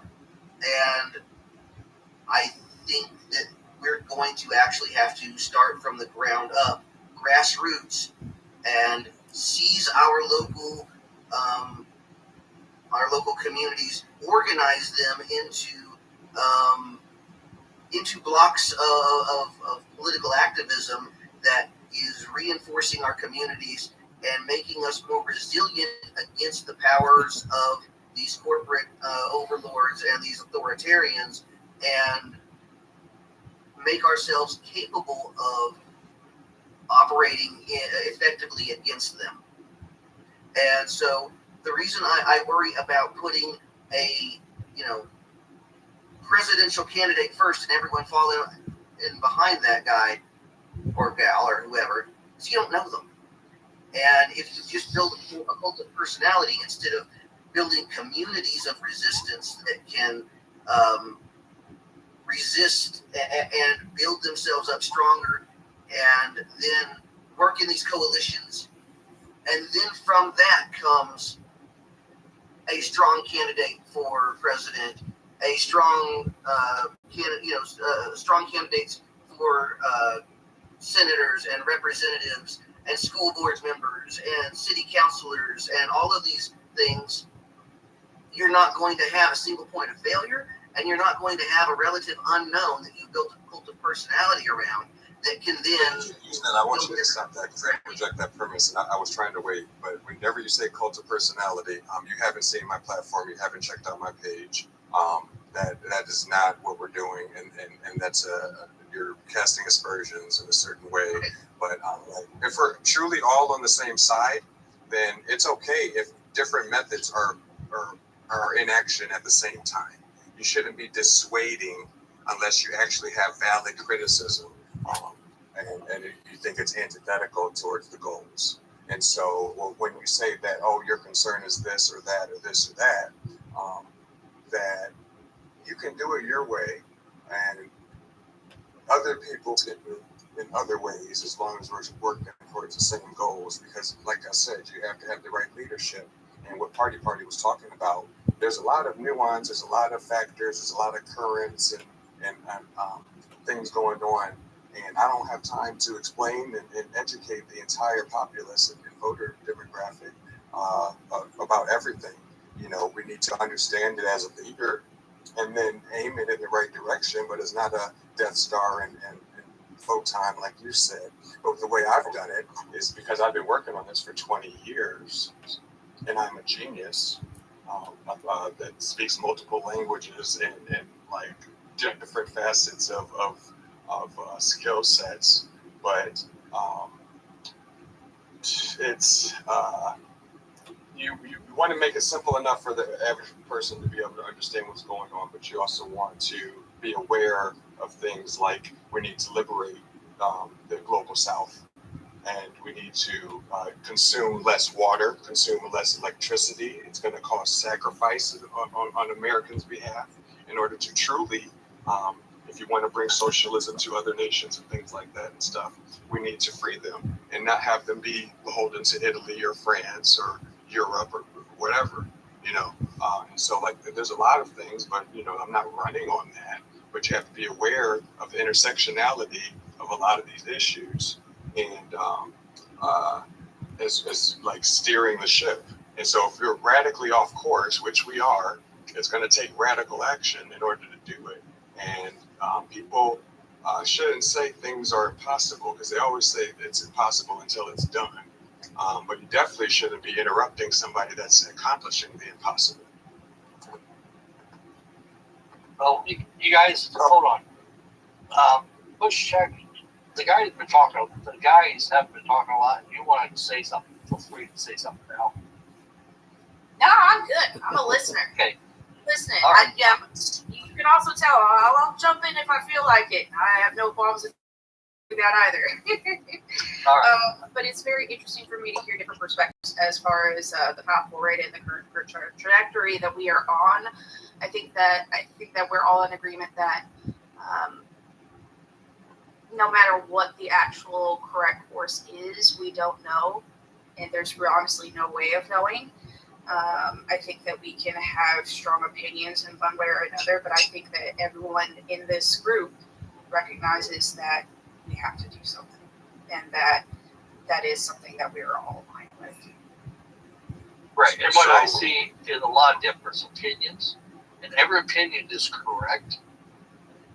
But as long as we're willing to come together as a group and put all of our opinions together and form the best opinions, the best path forward for your great-grandchildren, that's really what matters.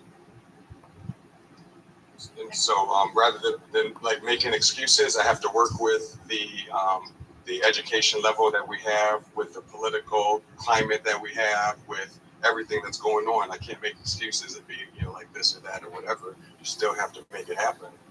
And I have more followers than anybody on the panel here. I did it in a month because I had just to do it as a proof of concept. I knew my methods and my course of action and my angle, I guess, would work, and it did. And I fell back, and I haven't been investing into TikTok and stuff like that, but I just wanted to see if it works. So I have like 30,000 followers, and if that's just 10% of what I'm, the goal would be 300,000. And if you get 300,000 compared to the, what was it, 74, I think. So, well, 74 million with that voted for Kamala Harris, and 77 that voted for Trump. But as far as the way we get around the money aspect is, well, with my method, it would be just to be donating and sacrificing 1 hour a week of wages. And so if people can, if they're working 40 hours, if they can do take home 39 and donate 1 hour a week of their wages towards one political movement that's not a cult of personality, because it's about people. I don't want to be a career politician. I don't want to start at the bottom. I don't want to brush elbows with these corrupt, wayward people. I want to go in there and do a job and get out of there so I can live my real life and not have to worry about the serious stuff. And I can do, frivolous, fun things and creative stuff, movies or books or whatever and things. But now's not the time for that, because it is so pressing, and because we are at the precipice of the big things happening.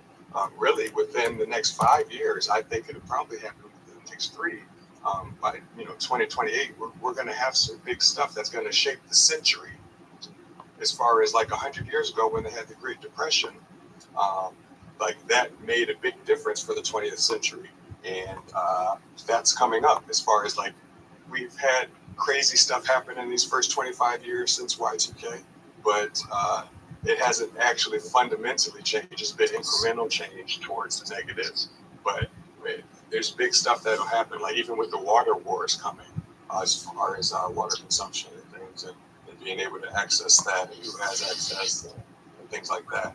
But there was lots that we're not even talking about that need to be. Before that, I wanted to ask, what are you? I'm unclear on taking the dollar from the people's hours. Oh yeah, I didn't finish that point. So let's just easy numbers is $12.50.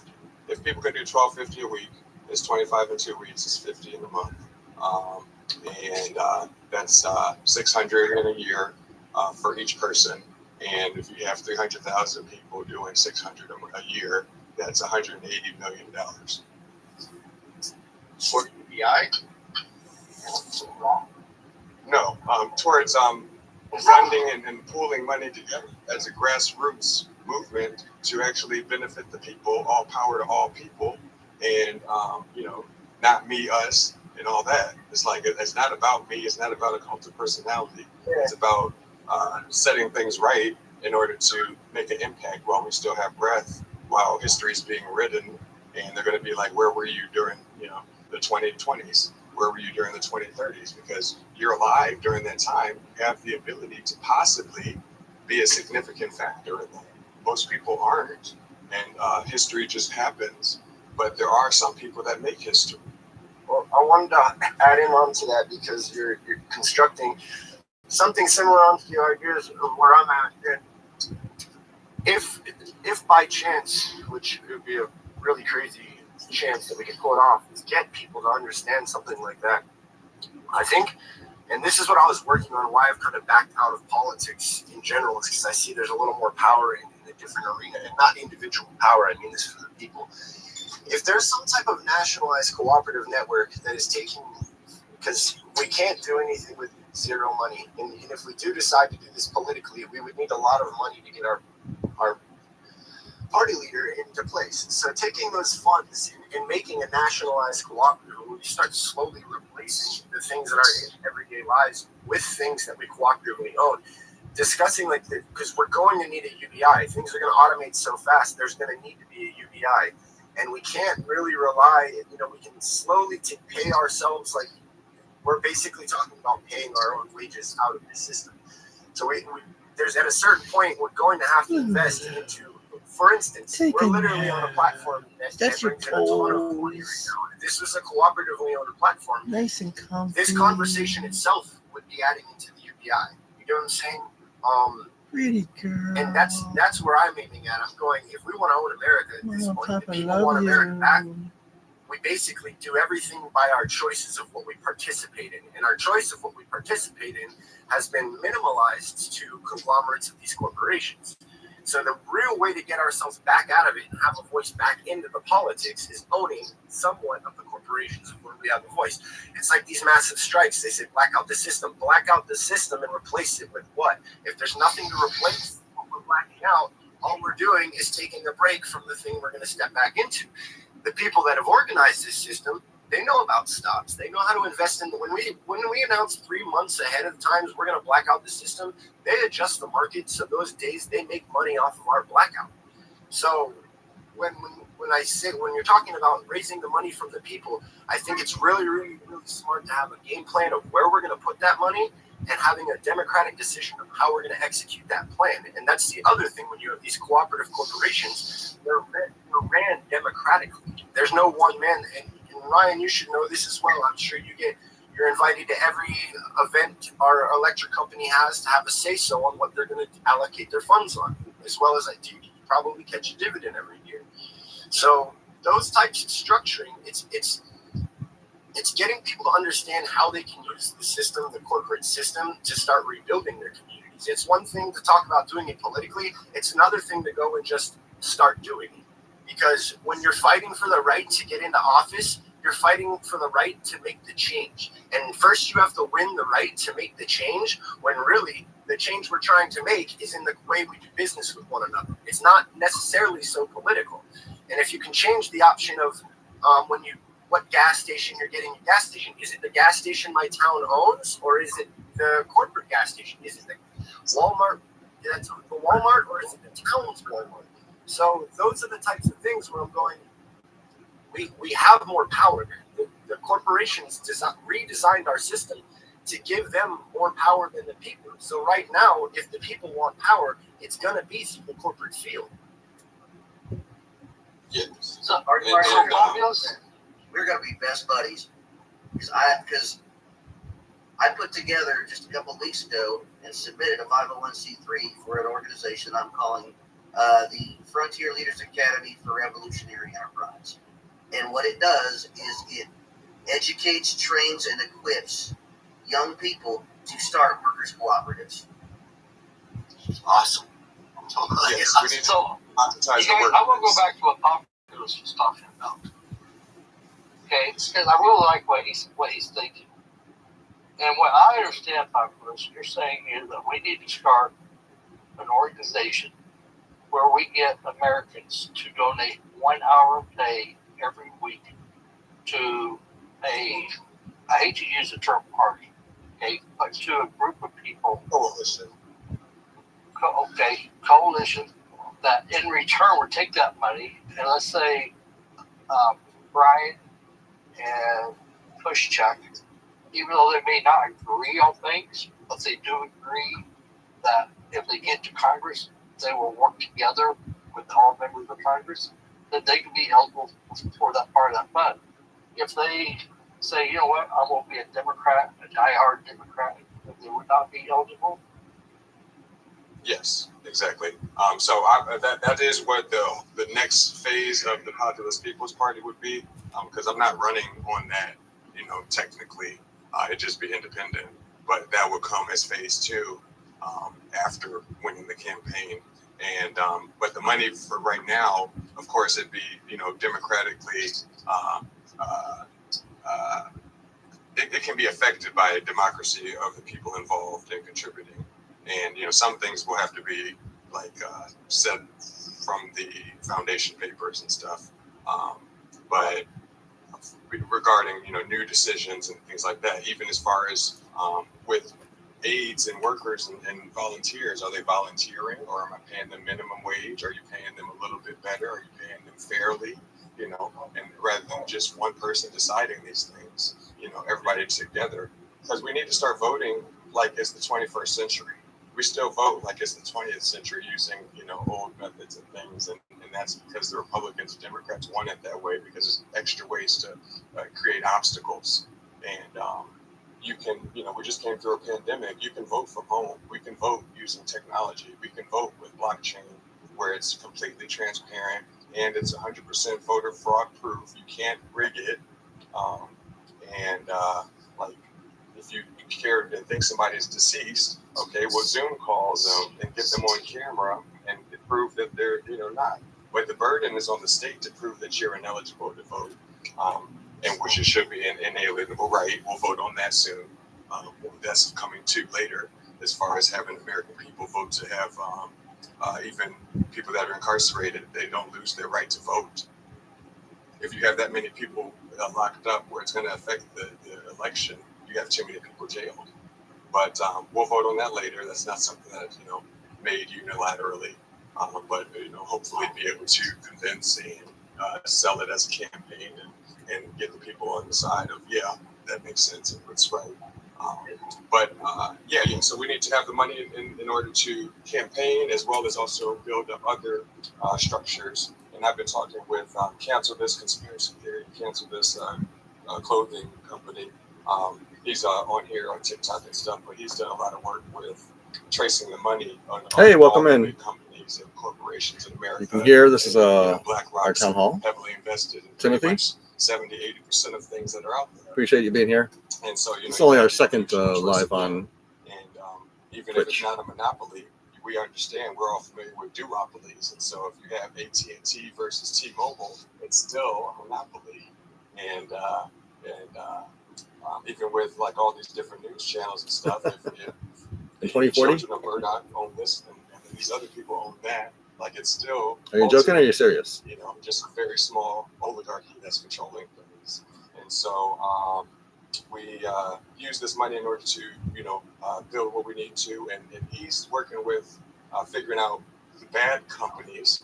And you can also figure out who are the good companies that do check off all the lists of fair trade, of not exploiting, of having co-ops, of having democracy in the workplace and things like that, or whatever. That we can support those and platform those and say, get your toilet paper from here. That's ethically sourced and fair trade, and the people that work it are a co-op or whatever, and everything. And whether it's gas We're down here station, in say, Florida. Don't go to Pilot, don't go to this, don't go to that. Don't go to Manatee County, Hillsborough County, Manatee County, all of Manatee County. With robots, Congressional District 16. self-driving cars that aren't here yet. Elon Musk needs to be sued over that. They aren't self-driving. He did that to make money. He needs to be sued. But he's cutting corners. Where are you located? They're system driving. But anyway, It's a even federal with Walmart campaign, and having, so you cashiers can being eliminated, you can support.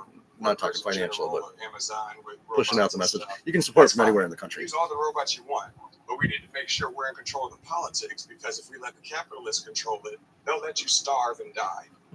If you're not useful to capitalism, they are okay with that. Okay, we need to make sure we're in control of the politics, because we need to make sure that the money the revenue that Walmart or Amazon or whatever makes is coming back into society, so you don't have to work. Like, yeah, make all the money you want, TikTok.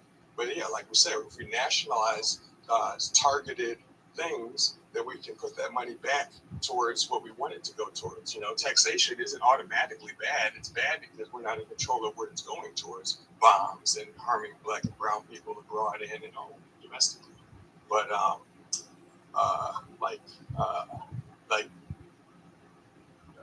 that's other things that need to be tackled, these issues and stuff. And so being aware of all of these things, making sure that whatever actions we're taking are all conducive and aligned with ultimately furthering the goal of all of these different sectors, and making sure, like you said, UBI and democratizing the workplace and making sure everybody has a good standard of living, and just getting it back to simplicity and the basics. I said that you can win a campaign just off of making it easier to raise a family, easier to own a home, and easier to retire with dignity. You win a campaign just like that. The Republicans and Democrats, they put propaganda out to make you think that they're 50-50 with the American population, and that's not true. I told you that there's a lot of invisible people that aren't accounted for and aren't considered because they don't participate and they don't vote, and they're fine with that. They say, yeah, just stay out of it, and the decision's still going to be made. You're just not making the decision. But if you bring those people in, and that's what I'm trying to do, as far as get people that are disillusioned and that think it's not worth their time or whatever, and say, trust me, if you just do it this one time, and it's not about hitting the Death Star with a photon. What I look at it like is hitting the system of white supremacy, patriarchy, capitalism with a wrecking ball with surgical precision in order to crack it or demolish it. And you have to sever all the different strings attached so that the capital can't weasel its way back in with a little wedge here or a little bit of power here and sway here. And so you have to be aware everywhere that they're going to try to do that thing and tackle it and sever it, and so that they aren't able to do it. We need to let other people talk. Yeah, I wanted to jump in for a moment on this. Anyways, the thing too you got to remember here is the numbers of the populations. Like I was saying before, and you brought up that I didn't know, like 9 states are actually multicultural. And this is a hard thing to grasp and work with. We want to be a really tolerant nation. We want to be the most tolerant nation there in the world. If we want to be the most tolerant nation, we will have to learn how to incorporate and allow a certain degree of intolerance. There's too many, and I'm totally with you, but to say we're going to smash the white, we're people of color, people that are a little weird are the minority in this country. There's no way for the minority just to smash it. You have to make it a system that works for these people, that, like you said, you're not going to be able to educate all of these people to understand what's going to be right for them. You just have to get them the better option that's right for everybody. You can't imagine you're going to take a nation that's majority of white people that are undereducated, that are underprivileged, way out in the middle of nowhere, and get them to understand things the way we want them to understand things. You just have to integrate a system for them that basically works for everybody, even without them really learning. It's simple things as them. If their grocery store changes and they're just shopping there and they haven't voted different, they haven't changed their ideology, but now their participation in their own community is serving their well-being. And it's kind of like, we have a town that's starting right now. It's an all-white, all-Christian town. I don't really like that. But am I against it into the idea that I think take these freedoms? No, we're going to have to tolerate their intolerance. And in this future, when we're talking about building a better world, you give the people the options. You say, listen, you will benefit from any town. Like, if you're all white, that means you don't get benefits from towns where we're multicultural. You know what I'm saying? So it's allowing. I do know what you're saying. I understand I have to appeal to the self-interest. I know. I'm being blunt when I say exactly what, I'm not, without mincing words and going exactly what's going on. But yes, white supremacy hurts the average worker, white working class white person as well. If Florida did successfully kick out everybody that they wanted to, the undesirables to them, that they would, do you think that the remaining working class people in Florida would be exploited less or exploited more? Because Florida would collapse. Florida would collapse. It would collapse. They'll make them desperate enough to have to, do whatever is necessary and pick oranges or strawberries or whatever. But I just wanted to bring that point. I'm not fighting. We're working together. I just want to be clear that, that's one of the weirdest things about this is, and we've talked about this before, like educating the populace. It's like we're like, they've put a lot of money into dumbing people down, and there's so much work in educating people that would take us so long. You just have to kind of, and I hate to sound like a trickster, but you just start swapping things out on their shelves, and they haven't even made a vote or changed their ideology. It's just, most people are beyond that, and I'm not trying to be rude to any Americans out there, but most people are beyond politics, beyond rationalizing things, beyond critical thinking. So there's a huge voter base out there. They identify with it. Yes, So, and so I want to make a comment. So you said something about the undesirable, which is highly offensive to me, because it's like this. I was in a group at 2 o'clock this morning. I'm not saying it like I believe it. I was in this group, and they didn't like my opinion. So they said, you know what, you're allowed to your stupid opinion. You know what, it's my opinion. It's not stupid. Just like when you say to people they're undesirable, they're not undesirable. They just have a different opinion to what someone else believes. And so rather than degrading them as undesirable, we need to talk to them about talk to them about being human beings. I'm saying the powers that be in Florida, as far as the legislation that they're pushing and the agenda that they have and the way that they view people they don't want to live in Florida, that they want to figure out ways to remove them or push them out or whatever. That's what I'm saying. I'm not saying that I think that way. I'm not using that. I'm just using it in order to communicate what their agenda is and what they're doing. That I'm not saying that they want certain things and stuff, and that's what they view, their world view, and their clan and posse, collude together in order to do. I'm not doing that. As I'm saying, but that's what we're facing. Right, and So I when totally I agree. say undesirables, I'm talking about those conservatives that don't want certain people a part of their society or their towns or their government or whatever, or their state. And when I said invisible, I was talking about people that aren't represented by the Republicans or the Democrat. When they do surveys, that half of both Republicans and half of the Democrats feel that they don't properly fit in the party that they're aligned with and voting for, and that if they had a better option, they would take it. And so that means that because the Republicans and Democrats really only have 30% each. And so if you take half of that, they'd only have 15 and 15, and that leaves 70% up for grabs. And if you have all of those 70%, that's enough to win an election. yeah, you got 46% independents and 36% of registered voters didn't vote this election because they felt underrepresented. Yes, and that was the biggest thing. So most of the numbers were the same from last election to this election.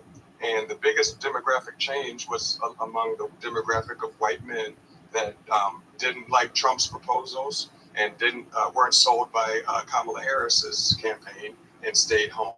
And them staying home, like you said, as far as like splitting the vote, them staying home handed Trump the victory. That's what we're going to see locally here. Also, if I could jump in, locally here in a three-way race, we have almost out of a district that encompasses about 1 million people. We're looking for a voter turnout based on last figures about 300,000 maybe. If it's a three-way race, that's going to just help us, obviously. But we'd rather have just a two-way race with the backing of the Democrats.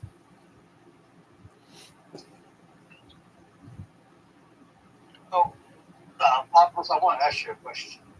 I really like this. I really like your concept of the 1 hour, hour pay donated.